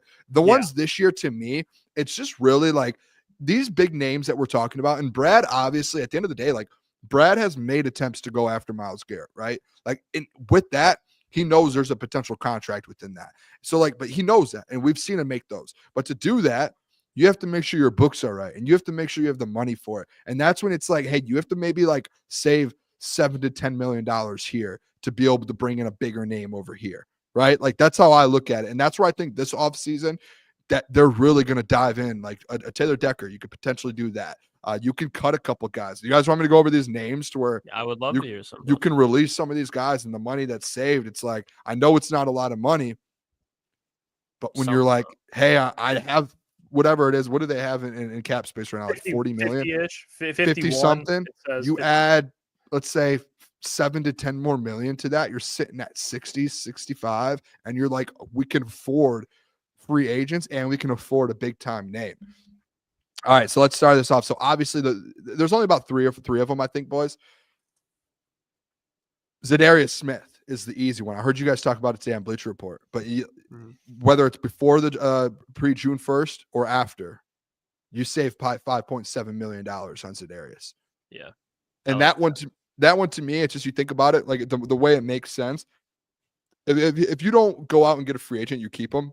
But if you go get a free agent and you draft an edge, you can allocate 5.7 million somewhere else and kind of go get an extra offensive line. Like, you know what I mean? Like, that's how I looked at it with that. What do you guys think on Za'Darius? I'm with it, because you look at what the Eagles did with Darius Slay either last season or the season before they released him. And yeah, there was a chance he could leave. But I mean, if you're Darius Slay, I'm sure Howie was like, hey, we're going to let you hit the market for a couple of days. We want to bring you back, but this is to open up more cap space. So if you're to your point, when $5.7 million, whatever, doesn't sound like that much, but let's think, okay, you want to go get this year's Kevin Zeitler if he's out there. You're only working with $3 million. Now you're working with $8 million. And obviously I'm just throwing out numbers, but that $5 million for 1 year, if you're a vet, like we talk about veteran defensive ends that we could talk about here in a little bit, but that's still a lot. That's $5 million fucking dollars. Yeah, and shout out to the chat. We got some smart people. I mean, everyone's mentioning. I didn't even know this. The Za'Darius Smith contract. Yeah, it's all. I mean, the Browns have butchered all these contracts. Everything. It's disgusting. Most of these contracts. And Za'Darius, if they do release him, I'll say this: I think he plays for the Lions this season. I don't know if it's releasing him and re-signing him or just keeping him, but it might be smart to maybe be like, hey, we're going to bring you back, but it'll be on a cheaper deal, like something. But it's expiring anyway. So that's why I wonder too, because they none of these big time deals kick in until like a year or two. Why don't they? Unless there is dead cap consequences, then you want to figure out the Za'Darius stuff. But they might just be like that's what I was going to ask you too. Okay, like they have $50 million. They clear up another 9-10 million. They got 60. What are you spending 60 on this year? You know what I'm saying? Because next year it'll go down and down because players are kicking in. Like, what would you spend on the immediate? You know what I mean? Wouldn't that be like, I guess, Carlton? But they could probably afford him now without restructuring. I think like if you make these moves again, I think it's stacking up a couple of these guys to go get like a Myles Garrett. That's in my mind. That's the only thing that makes logical sense is offseason, right? Something like that. Yes. Like a guy that's worth 20 million, or like Carlton, like even like a $20 million guy, or like one of these high-end corners. Like, we're not talking about Carlton, but like even again, like I don't know how much Paulson and Debo would cost, but that'd be like a those guys would probably be cheaper. A Ward or like a Byron Murphy, like one of these guys who are going to be like a very high price where you're like, Brad, like I love him, like I want him, and that's like the move he makes. But just like, all right, we need 5 to 10 million extra. Yeah, I think Za'Darius will be back in some capacity. I don't know if it's. I would like him back, to be honest, but if you had to pick and choose, because like let's go to the free agents again. Like take the trades it could happen, of course, but like let's say with a free agency, like if you get rid of Za'Darius, like he's probably one of the best ones in free agency. I mean, Khalil Mack, Joey Bosa, like those guys are. I think they're all in like the same tier. Mm-hmm. Do you guys disagree with that, or no? Like if Za'Darius Smith wasn't on the Lions last season and he hit free agency hypothetically and nothing happened with the Browns, like people would be saying we'd put him above Joey Bosa because of the injuries. Joey Bosa can't stay healthy. Za'Darius a guy that can stay healthy. He'd be on that Khalil Mack tier probably. To your point, yeah. Like we'd be saying, hey, bring Za'Darius to Detroit on a rotational piece. But I like it. I want to keep him in some capacity, either restructure his deal or. If Brad thinks it's fine for just to ride it out this year, then that's fine. But I'd like him back. I got two more. Huh? This one, Jeff. This one's for you. And by the way, too, shout out to Doc, Detroit Lions NSI. He had sent me this article, and he had a couple of the names on this article. That's where I'm getting this from. Shout out to the Doc, man. Yeah, I forgot to shout that out. Quarterback, Hendon Hooker, pre-June 1st cut. $500,000 approximately dead cap, but you save $980,000. So basically $1 million in caps. If you wait until after June 1st, post June 1st, $1.26 million cap savings. That's almost what they did with Germ there. Like if you're looking to save some money here, and I see Jason in the chat, like trade him at that point. But that was a name that was in the article here. What was it? Hendon Hooker. Yeah, I just see that's where I'm for saving $1 million, I would rather just keep him, if I'm being honest. Or if you want to trade him, cool. If you get like a fourth, or maybe not a fourth, maybe like a fifth, sixth, then trade him. But I don't think I would cut him for $1 million. You know what I mean? It's like, Yeah, dude, that's the thing with Germ though. Like they just cut Germ $2 million. It's like, is he not worth? Like, I don't think it's that much money. But again, that's where I think Brad's like a little like he has that cutthroat side to where maybe there's something going on outside, but there's that cutthroat side. Like, hey, sorry, Germ, we got to save $2 million. What were you saving the $2 million for? What are you cooking up over there, Bradley? yeah. And people are saying like Michael I don't know says if it that's his adds real up. full name, but Michael says it adds up. Like I get that. It's just like $1 million. It's like that's my point, you Michael, trade. too. It's these guys, like there's a handful of them where Germ, all right, that's 2. Hooker, that's $1 million, $1.5 million. That's 3.5 million right there. That's like a 3.5 million for that's a veteran edge rusher that you could come bring in and say, hey, that's a Matthew Judon almost. That's half of a Judon contract. But that's the thing I'm like a little confused by is like they don't need to free up money for like a 1-year deal. You know what I'm saying? Hey, they have 50 million. You know what I'm Brad is doing. He's got something going on over there. It's like he's got something. If they wanted Mac for a 1-year deal, they can literally do that and keep all these players. Then why isn't Germ coming back? Why isn't Germ? I think Germ. You look at this linebacker room. They don't really need Germ. You know what I'm saying? Special teams. Yeah, but maybe they'll draft a linebacker. I don't know. It's just interesting. Last one here. Let's do this last one because this one's probably the most. This one's the most controversial one. And this is it. Listen, again, I want people to know this is not me saying, "Hey, cut this guy or release this guy." This is not me. This is looking at the books. Hey, these are the players this offseason that have an opt-out. You're just the messenger. That's all you are. I am the middleman here. Do not shoot the messenger. I will set it up for you guys, though. It's like Jared Goff. Detroit Lions. Can I get the NFL draft chime? With the 28th pick in the 2025 NFL draft, Detroit Lions select defensive tackle Kenneth Grant out of Michigan. I love it. Okay. Now there's a twist. Okay. After the selection, post June 1, the Detroit Lions have opted out of a contract for his last year of his contract with defensive tackle DJ Reader, and they save $11.7 million. Now that's a good amount of money. But yes, DJ Reader, I love 1 year DJ left on his Reader, deal. DJ You save Schmieder. You're bringing in 11.7. Kenneth Grant day one at this point. Maybe not on the goal line. Like, I know DJ Reader's been around, but Kenneth Grant could step in and be a Pro Bowler here. When DJ Reader is yet to make a Pro Bowl, costs $11.4 million. We're talking about needing to bring in corners, edge rushers. That's my first thought. Offense, You bring Kenneth in, Aleem gets healthy, you take that 11.7 and you go get some absolute dude on the other. You pay Joey Bosa 1 year, 11.7 mil, or you go get someone for 11, not even 11. If he even wants to be more, you can go get someone for 17 million, 20. You can go get a dude. You could bring Myles Garrett in and pay his contract for the next 2 years. Think about this, Boone. If you do that, you can bring in a guy like Kenneth Grant, and then I know people are going to say Aleem's not ready. You can go sign a Javon Hargrave or somebody like that in free agency too. I want DJ Reader here. I will make that. He is very good. He was very good last year. Listen, this is just more so. This is like that nasty part of the NFL to where you do look at some of these like, hey, this guy has an opt-out this year. It's just like with Taylor Decker next year. He has his opt-out. Hey, do you want to save this amount of money? There's going to be some dead cap to it, yes. But if you cut him by this day, if you cut him after this day, you're able to make these moves and save money if you feel like you can upgrade at a certain position. If you can upgrade a D tackle and you can also get an edge with some of that money, it only makes a little sense. Hey, Jeff, what did you say? I'm just the messenger. Booner is the messenger. Yeah, no, I'm not mad at you. Just the idea. I guess you'd have to. I mean, it depends. If you draft Kenneth Grant, I guess I'm willing to listen because if you think about it, DJ has a year left. So, if they don't, just let him ride out and just don't re-sign him. Like, you know what I'm saying? You get what I'm saying with this whole like 50 million thing? Like, they don't really need to cut him. Yeah, I agree with what you're saying. Like I see, but next year, you'll probably get in some situations where you're like, okay. But this is where you get into those spots. Like even this year, it's like, hey, you have certain needs.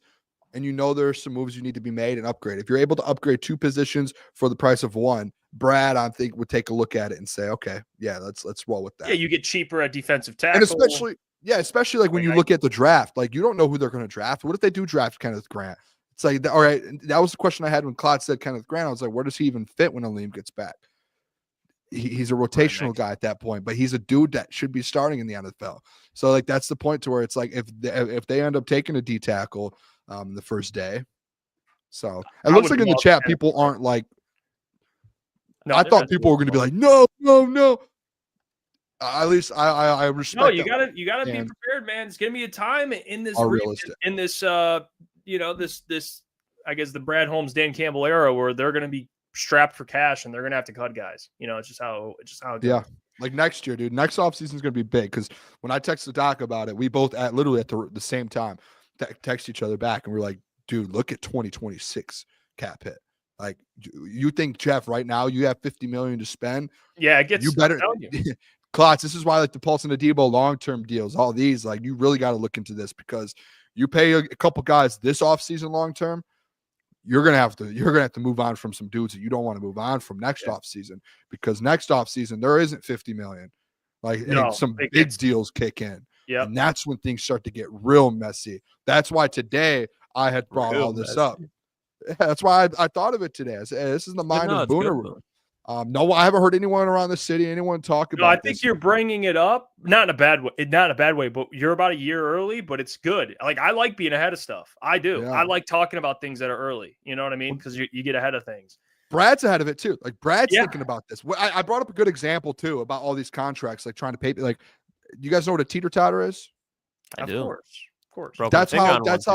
That was my example for Brad Holmes over the next 6 to 7 years. When it comes to all this money, you have to find a way to put to distribute the money correctly on a teeter totter to make it completely flat. You can't have it to where it's like this. You can't have it. You have to find a way to spread this thing out, especially with all these guys.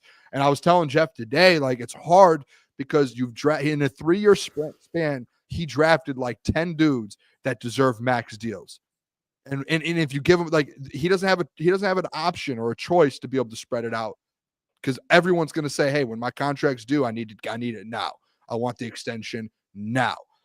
So you know what comes into place? All of these restructures. And now you have to figure out with these restructures, how can we make the teeter-totter flat? I mean, this comment. Teeter-totter. Yeah, that guy north. Jeff likes talking about things that are early. He hated talking about his girlfriend when she was late. Jeff's already a dad. Got dunked on by that guy up north. You know what? Spread it out, Michael Daly. # spread it out. No one's talked about this stuff with these contracts, to be honest. Everyone's always like, sign this guy. Yeah. Oh, Slappy, give me an extension. Give him an extension. You know what? Let's talk about like the in-depth pieces of these contracts real quick. Because you got guys that you love are going to get released and cut. It's happening all around the league. It's a perfect transition, Boone, to what we're going to get into next, because I don't know. I know people, Lions fan, this is probably like every other fan base, but it's like, Khalil Mack or whoever gets released, Joey Bosa or Trey Hendrickson wants to trade. It's like everyone wants all these guys. I think for the most part, even though people would say, oh, Myles Garrett, like we've been pretty selective with who we've really advocated for. I mean, it's been very select. We're not doing this to everyone. But I don't know if I don't think signing Khalil Mack or signing Joey Bosa makes sense, in my opinion. If they keep Za'Darius, it's like, okay, what I guess you have a rotation with those two guys, but if I'm Khalil Mack, I'm like, okay, I'm going to get paid to share snaps with this dude. Like, and I don't know. I don't know if those guys, if that's something Brad's going to go do. I think in free agency, he goes and gets a corner. Maybe you re-sign Iffy or you don't and go sign another safety. Like there's positions you kind of, it's like you're tinkering with the roster.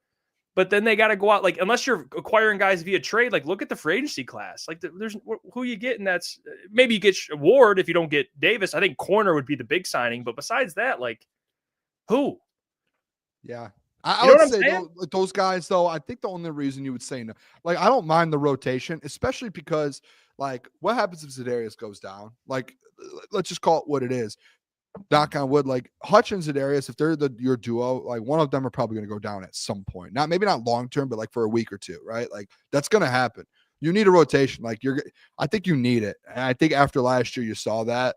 Maybe not like a Joey Bosa, like or Bosa Khalil could Mack. go to like could go to like 49ers and probably start. Yeah. You The know? problem with those, I don't know though, because if they those are teams that are in the same situation with Nick, and then on the other side, if they draft like a dude in the first round, like they're still sitting. Like to me, this is how it should go. Tell me if I'm wrong, boys. Those guys, the only reason, Jeff, I say no to those guys is because of the money that they're gonna like. They're gonna actually want some moolah. Yeah, give me some money. Who, Bosa? Bosa, yeah, he's gonna ask, even though he probably doesn't deserve it because he hasn't really played much. He's still gonna he's gonna ask for? Got paid though. Yeah, but Both. still, I still think like again, just those guys are like, hey, let me get 17 mil, like let me get 20. Like that's just what it is because of their production. You know what I'm saying? Like the But production. he hasn't even really been productive. No, I don't think. Like Khalil Mack last year had what, Mack was pretty 15 good. plus? Like if he wants, he can Mack say, give only you had, 20. Like I'm talking about the year before, like even the year before. Yeah, like, but I don't think they're like he off got that paid much. so much. Like think about when he got paid by the Bears and the Chargers signed him to a bag, and he just never won. Like I think that's a guy talking about like stacking up that money boom. Like he's only got a year or two left. Like he's not asking for 1 year, $17 million to go win a Super Bowl. No contender is going to give him that legitimately. He might want a couple I think years. it'd be cheaper. I would be out on Bosa. Somebody put in the comments too, to just because of injuries. Like it's Marcus Davenport 2.0, but the guy's won a few Pro Bowls and yada yada yada. I think Khalil Mack is definitely somebody that I'd be going. Like I'd be like, hey, 1 year deal, $8 to $10 million. If you want it, take it. If not, there's the curb. If he wants to sign it, I'd be very happy with that. Because the fact of the matter is, like, if you go, and I'm assuming they draft edge at 28. If you go into the season expecting Zadarius Smith to be a starter every week, it's going to be a disaster. The man is past his prime. When week 1, he'll look good. Wait for week 17. Yeah. Wait for week 18. When you see that this is why Zadarius Smith isn't in his prime anymore. Not saying that he'd be a liability out there, but what is everyone talking about? Winning with 4. Winning with 4 down linemen, not having to blitz. Zadarius Smith is not a guy you can go and win 4 with, in my opinion. Aiden Hutchinson is. Ali McNeil is. If you go and get DJ Reader, man, probably. But you need to have somebody fresh every play if you are planning to not go get a true defensive end. And if you can have Zadarius Smith out there one play, then, hold on. Let's go get a future first ballot Hall of Famer and Khalil Mack. Put him on the rotation because, honestly, Khalil Mack, it probably sounds nice to go in a Super Bowl and be a starter here, 6-man here, and you're getting paid decent money. Like, that doesn't sound so bad to me versus going to Pittsburgh, getting $15 million, naming random team. Getting $15 million, getting bounced in the wild card round. So Khalil Mack, I'm not opposed to, but there's got to be somebody else that's backing up Zadarius Smith, and there's got to be somebody else that's backing up Aiden Hutchinson that aren't premier defensive ends, but they're respectable guys that you have of depth because they need to go get 3 guys, in my opinion. Look at the Eagles. They could have put in Josh Sweat. Like, they had multiple guys ready to go, and they were fresh. Boom. Brandon Graham. Yeah. What? So, did I hear something? Said yeah. Okay. Yeah. I've got a plan. Because Klotz, I'm with you. I'm Klotzy. I'm with you. I think Khalil Mack would be unbelievable. I think that's great. But I'm also with Jeff. Okay. I don't think Khalil Mack will say, hey, I'll come in and just be a rotation. There has to be a realistic. I get what you're saying, Klotz, the position no. There's 0 chance he's like, yeah, I'll be a rotate. This is what's going to happen here, boys. I want you guys to look at me, hey, eye to eye right now. Can I go full screen here? Yeah, Boone, I'm going to look eye to eye. This is getting weird. Go ahead. This is the exact thing that's going to happen this offseason for the Detroit Lions. Aiden Hutchinson gets healthy, becomes defensive player. Keep it on me, Klotzy, please. We're eye to eye. Keep it on me. Keep it on me. Aiden Hutchinson gets healthy, defensive player of the year. Check. Zadarius Smith, you opt into his contract. You're only paying $10 million. A steal. Yeah. And the 28th pick of the NFL draft, you draft Donovan Izaraku out of Boston College, and he becomes a rotational piece in your edge group. And then in free agency, Brad Holmes goes, I'm going to get an absolute steal. Give me the hometown kid. Get me the edge rusher, one of the best that's done it in the last 7 years. Go get me Matthew Judon, who wants to keep proving what he can do, that he could still play football, that he's still one of the better edges. He doesn't mind going in there and being like, I'll rotate with Hutch, with Za'Darius and Donovan Izoroku and Matthew Judon. And you know what those 4 guys are, Klotz and Jeff? That's the best 4 rotational edge rushers in the entire NFL. Oh, Those 4 guys. Those 4 guys are Yeah, the I was those with 4 you, guys Boone, are the and best. then you lost me. They're very good. They're very good. No, Boone. Boone, you sold me, Boone. I'm fucking in, dude. Get me Judon, get me Izaraku, Rusu, whatever it is. I'm in. Those 4 guys, like those are elite. Those are dudes that are going to be able to get at like what edge rushers like Iweezy. What about Josh Pascal? No, give me those 4 guys over Josh Pascal. Sorry, Josh, you're the 5th guy now. Oh yeah. I'm sorry, I jumped the gun there on you, Boone. Didn't mean to do that, but I just look at defensive lines like Houston, Philly again. Like there's defensive lines that are better, and they'd be elite. Like that'd be a great unit. I'm with you. It'd probably be the best unit we've seen in Detroit for a very, very long time. But you guys want depth. That's where I was like, okay. I was like, it was like one of those things where like you're elite. I'm like, you guys want unless you get a Myles Garrett, obviously. But like if you're gonna opt into Za'Darius Smith, you're still drafting a guy in the first 2 rounds, and you're still gonna get a guy in free agency. Like you need a rotation, you need it, and you need depth in case there's in case there's an injury or there's something that happens. You need that. You really do. I don't think people realize that as much. No, they don't. And honestly, I like the Judon. If you want to bring in, if Judon and Khalil Mack and who's some other guys that I guess will be I don't know if Bosa, whatever. I'm done mentioning Bosa. By the way, I'm done with that. We can stick with Judon. I think it's fair to say, hey, go play with your brother Joey. Yeah. But we can keep Khalil Mack in the air.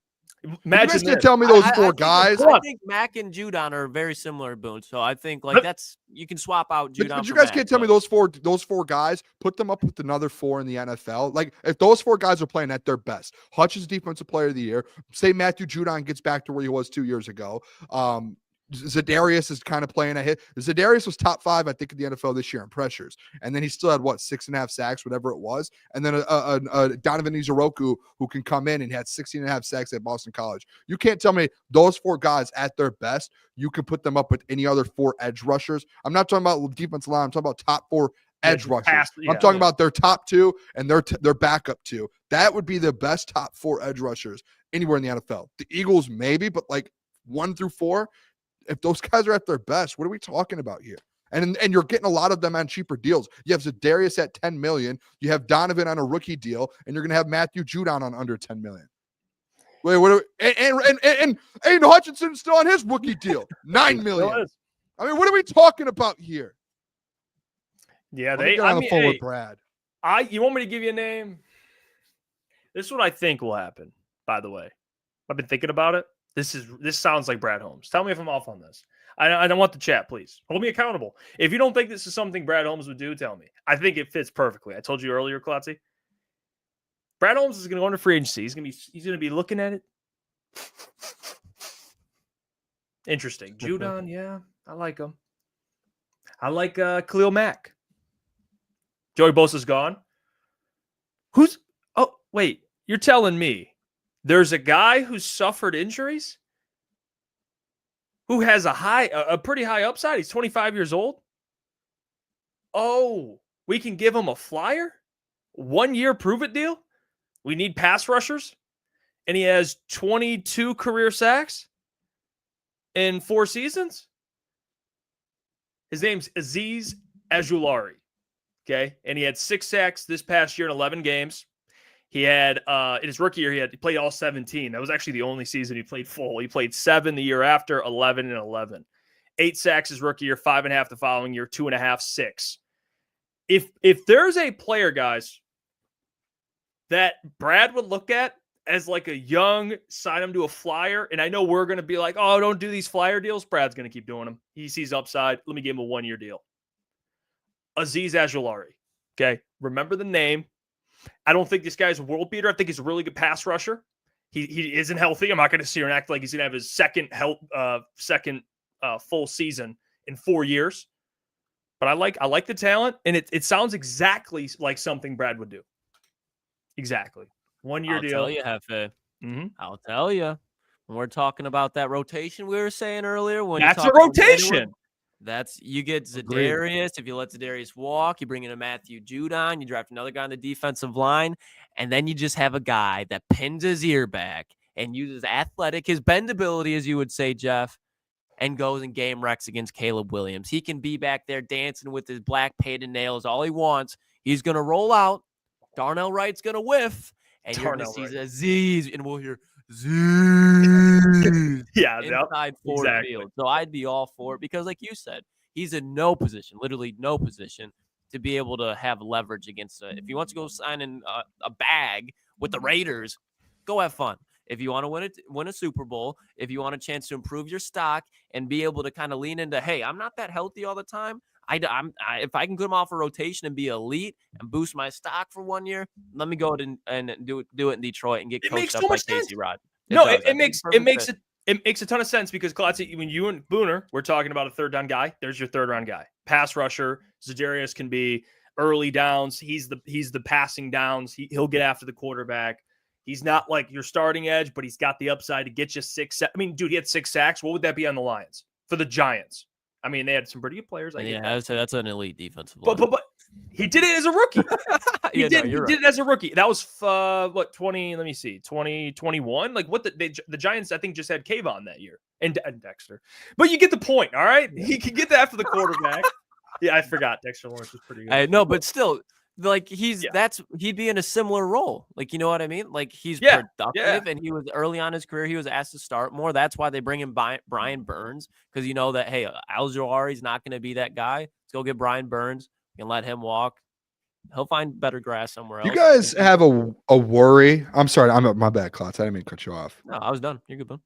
I was just thinking, because I can't stop thinking about this guy. I keep seeing him in the chat. But Josh Pascal, are you guys like, is there like a side of you guys where, because I think, is Josh still under contract? I think. Yeah, this is his final year. Yeah, and then like, is there just a side of you guys where Brad's like, I'll just opt into Za'Darius, roll with Josh, Za'Darius, and we'll draft someone, and that'll be it? Yes. But that worries me because I think you need a new, like this. Remember last year at the end of, I bring it up all the time with the Aquara brothers and Charles Harris. Like, you just need fresh faces. Like, you need to clean that house out. Like, it's one of those things where it's like you move into an old house and it's like, yeah, you can live there for a little bit with like, old cabinets and stuff. It's like the house remodeling show. Yeah, it's like at some point, like, I gotta take these cabinets out and put new ones. I gotta repaint the walls. I gotta get new carpet in the backyard, Boone, that you just don't want to go through. And it's like old fucking wheelbarrows, you have to go through and do it. And it's like, all right, they did it last year, but they only remodeled the upstairs of the house, and now there's the downstairs and he drafted Josh and Levi. But it's like, all right, it's about time. Maybe it's like, let's just go bring some dudes in. Like, don't give me a Marcus Davenport. Go get me some dudes. Like, if it comes down to getting a Khalil Mack, go get me a Khalil Mack. Go get me a dude that has produced in his career, who's healthy and can help you win a Super Bowl. I'm tired of like I'm so tired of like, hey, the projects. I'm tired of the guys who, hey, we can get them cheap because I'm tired of those. Go get me someone that can help me go win a Super Bowl next February. I don't care about 3 years. I want a Super Bowl in San Francisco next February. Go get Khalil Mack.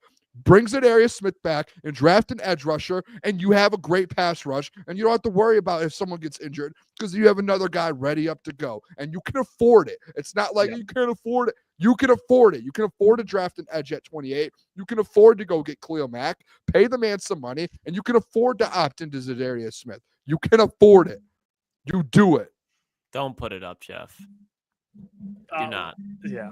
All right, I'm sorry for that rant. I just really it's like such an obvious fix to me. Boone, and I love Brad, man. He's done such a good job, but it's like, and he might do it, but let's just do this. Like, go all in right now. You guys ever see the old show? I used to watch it all the time with my family too. It was the Move That Bus. Oh, love that show, dude. New house. The best part about that show was like the kids' rooms inside, because I was a kid watching it. Badass! They had the best rooms. I was like, I want that room. That's the edge room. That's the edge room. And Boone's like, did you see that bus? Never mind. It's irrelevant. Never mind. No, well. I was saying, if you look up that show now, it was literally like a month ago. They came out with an investigation. Whole show was a scam.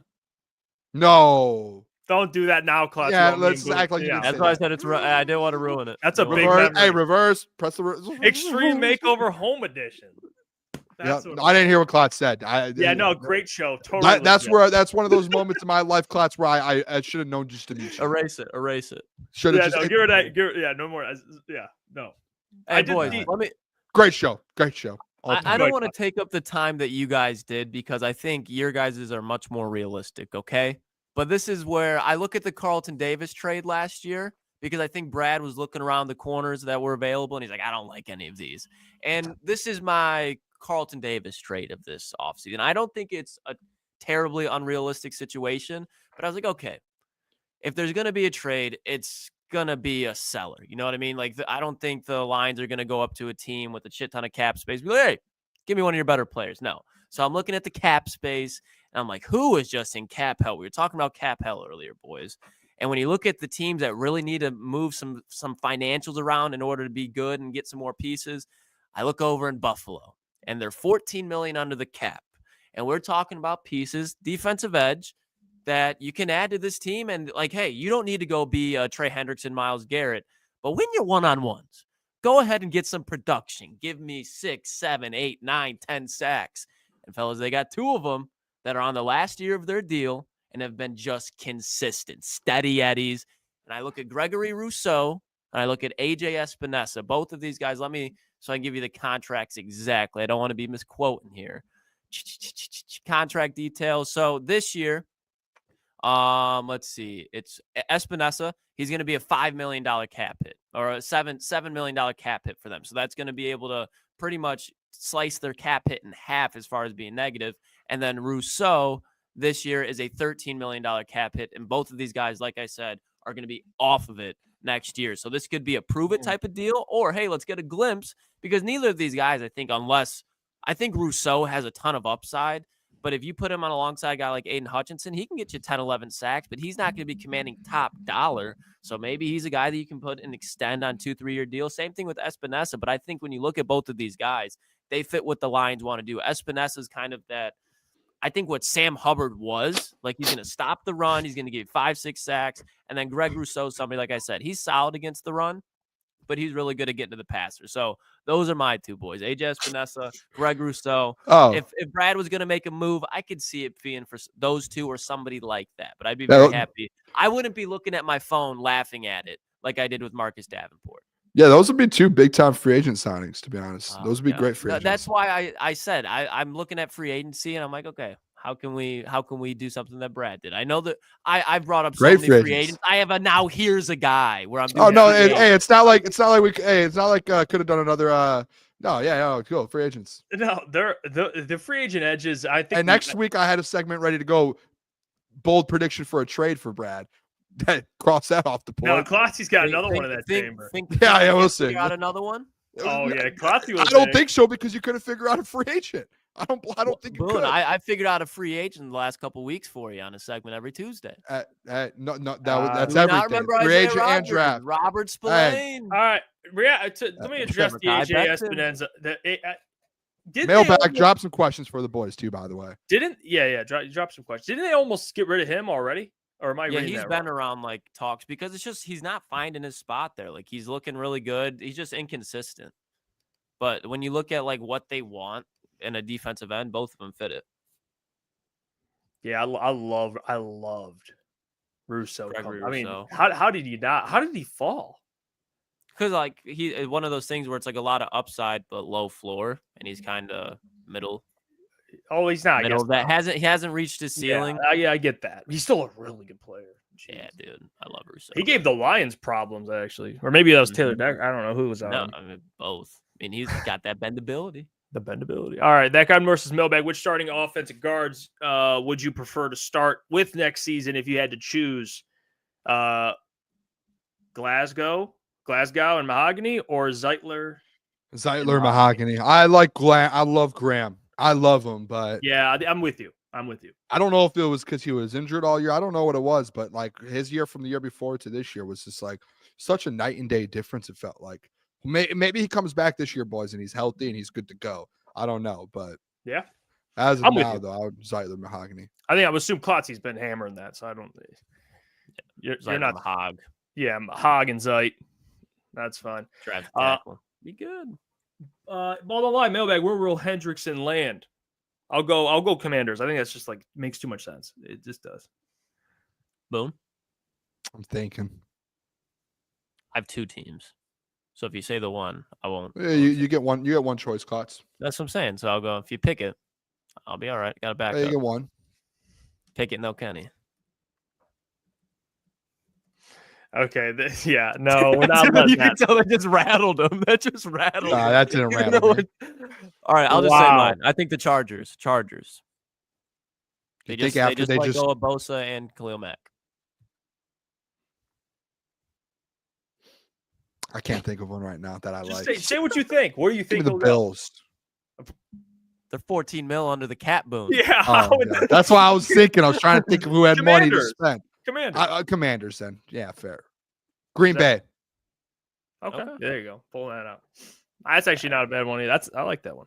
That guy North says Hendrickson to the Eagles. Yeah, no, please. Could you? The Eagles are going to get one of these big time pass rushers, and then Don't. people are going to be like, "How are they doing this?" And it's like, "Yeah, I don't And know, if they- dude. Would have if been they sick if don't- Brad could." If they don't, they're going to move up and get James Pierce. Like, there's just going to be like same thing with the Ravens. John says, "Is Mahogany a lock to start?" No, No, but I think he'll win it, there will be a position battle at training camp. I would say and we'll be there to watch it. there will be a battle. OTAs, everything. It's going to be a. Brian says, "Mailbag Garrett Hendrickson move up for a top 3 edge in the draft." Are you asking us which one? I think- yeah. I would go again. I would go Garrett because the money for the next 2 years. This ain't isn't even bad. a. Yes. Yeah. You know what, Brian? Unless you disagree, I think you would agree, Brian. You go get one of the best defensive players in football. You know, that's what you go get. But I hope they if they can't, third option, obviously move up for a top 3 edge in the draft. Anakin says, Mailbag, what would be your WTF trade? Well, for the Lions or for the NFL? For the Lions? That's a good question. I don't know which one, but even NFL, I don't know if I can think of one because usually like they're just so random. Like that AJ Brown one a couple years ago was crazy. That would be AJ Brown to the Patriots. People, there's a lot of steam around that. Mike Vrabel getting That's a AJ good Brown one. back. I've That's a been good seeing one. a lot of that. I'm I like, have. what are we doing here? I just don't think the Eagles would do it, to be honest. That's what I'm. That would be like, see a bro. world. What are we? Yeah, what are thinking they here doing? for Howie? Yeah, I don't know. I think that would be like I guess rumored trades, but I've seen that. Like Colin Cowherd even said he would. I think DK is going to end I'd up in move Los off AJ Angeles. Brown. He said you can draft receivers, Fucking ridiculous. but he talked about mainly because they're stacked on offense. I disagree with him. I mean, you keep AJ, man. You just do. Michael says, Mailbag, you have to pick one to let walk. Reader, Decker, Hooker. Hooker. I'm just kidding. Yeah, you have to go Hooker. I mean, out of these guys, he hasn't proven himself yet. These other guys. If I was on the spot like right now, you Booner, you have to press a button. Whatever one you press, he's off the Lions. I would just press Hendon Hooker. I'm grabbing a sledgehammer and I'm smacking the Taylor Decker button. No, you can. There's still value there. Mr. Thomas says, overpay for Garrett, please. Be the Rams. Fuck them picks. Yeah. Appreciate that. That comment there. And Laner, that I see he's asking about the noise at the end of the show. I don't know what he's talking about. Actually, there's nothing. Is there? Must be something. I was in a Marshall's yesterday, boys. I was with my girlfriend. You say you're in Mars? A Marshall's, like the clothing store. Yeah. And it was dead quiet. And I look at her, I was like, hey, go to the next aisle. I gotta let one. Okay. I was all like, right. You know what? No. Dude, We got someone who paid $2 so here. loud. Yeah, We got this a $2 donation. $2 We got a $2 donation. El We got a Guapo. $2 donation. Thank you for the $2. Because I think it was mentioned before, but Malcolm Kuntz. Yep.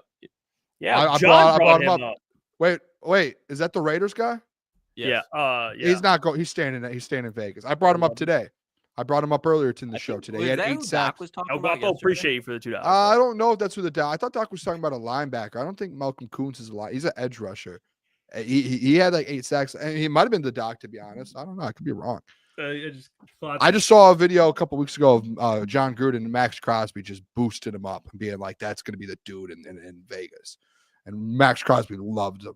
I'm sorry. This Klotz just got me rattled at the end of the show. It was a top 5 for me. Like there was an old man, older. I should probably rattle, no baby.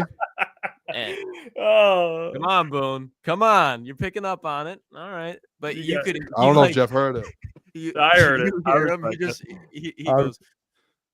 Oh. All right, you know what, dude? What is this? Show's off the rails. Appreciate you all as always. Continue to subscribe and support us. I mean, I know you guys have been doing a great job at that. We're almost at what 12.6, I think. So we're growing, man. Thanks to you guys. Appreciate that, Brian. By the way, Brian. super sticker, $10, Oh, big time. man. We'll be back tomorrow. Actually, tomorrow I'm excited. It's my first ever for me first round mock draft, and I'm on your guys' ass. I had a good mock draft last week. I don't know what you're talking about. Oh, sorry. You know what, Boone? You're excluded. I'm on. I was gonna Klotz, say. I'm on Caleb.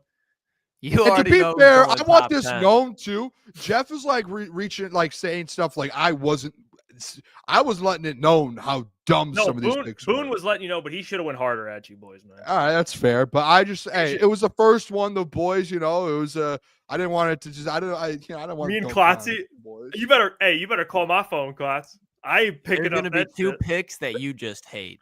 I would like Cool. to request to be the commissioner and That's control everything. Can Jeff's I gonna be request Yeah, that? yeah, you can do that. Yeah, I think that's fair. Booner. Because I would like to be able to say, Klotzy, hey, the phone's ringing for Klotzy. We got to pass trades through you first. Yeah, Fair? you've got to be a Like, little more. connect me with and you'll be like, can't do that. What are you doing? Klotz, I need you to be dialed in tomorrow. Like, show up Sure. tomorrow. I need you to have a coffee before the show. I need you to be locked in. Don't bring any. Hey, we're doing trades, Klotzy. Don't bring any free agents to the first round draft. Okay. We trade coaches. No, don't worry, Boone. It's gonna be fun tomorrow. I want to see what pick I get, but be there for that. I'll let you guys boys know in the morning. First We thing. do Caleb that will be in there the- as well. Yeah, I think so. Yeah, come should on be. now. Yep. We'll be there. We'll be there. What, in the second hour of the show? So be there. But until then, appreciate you all. Have a good night. Love you guys.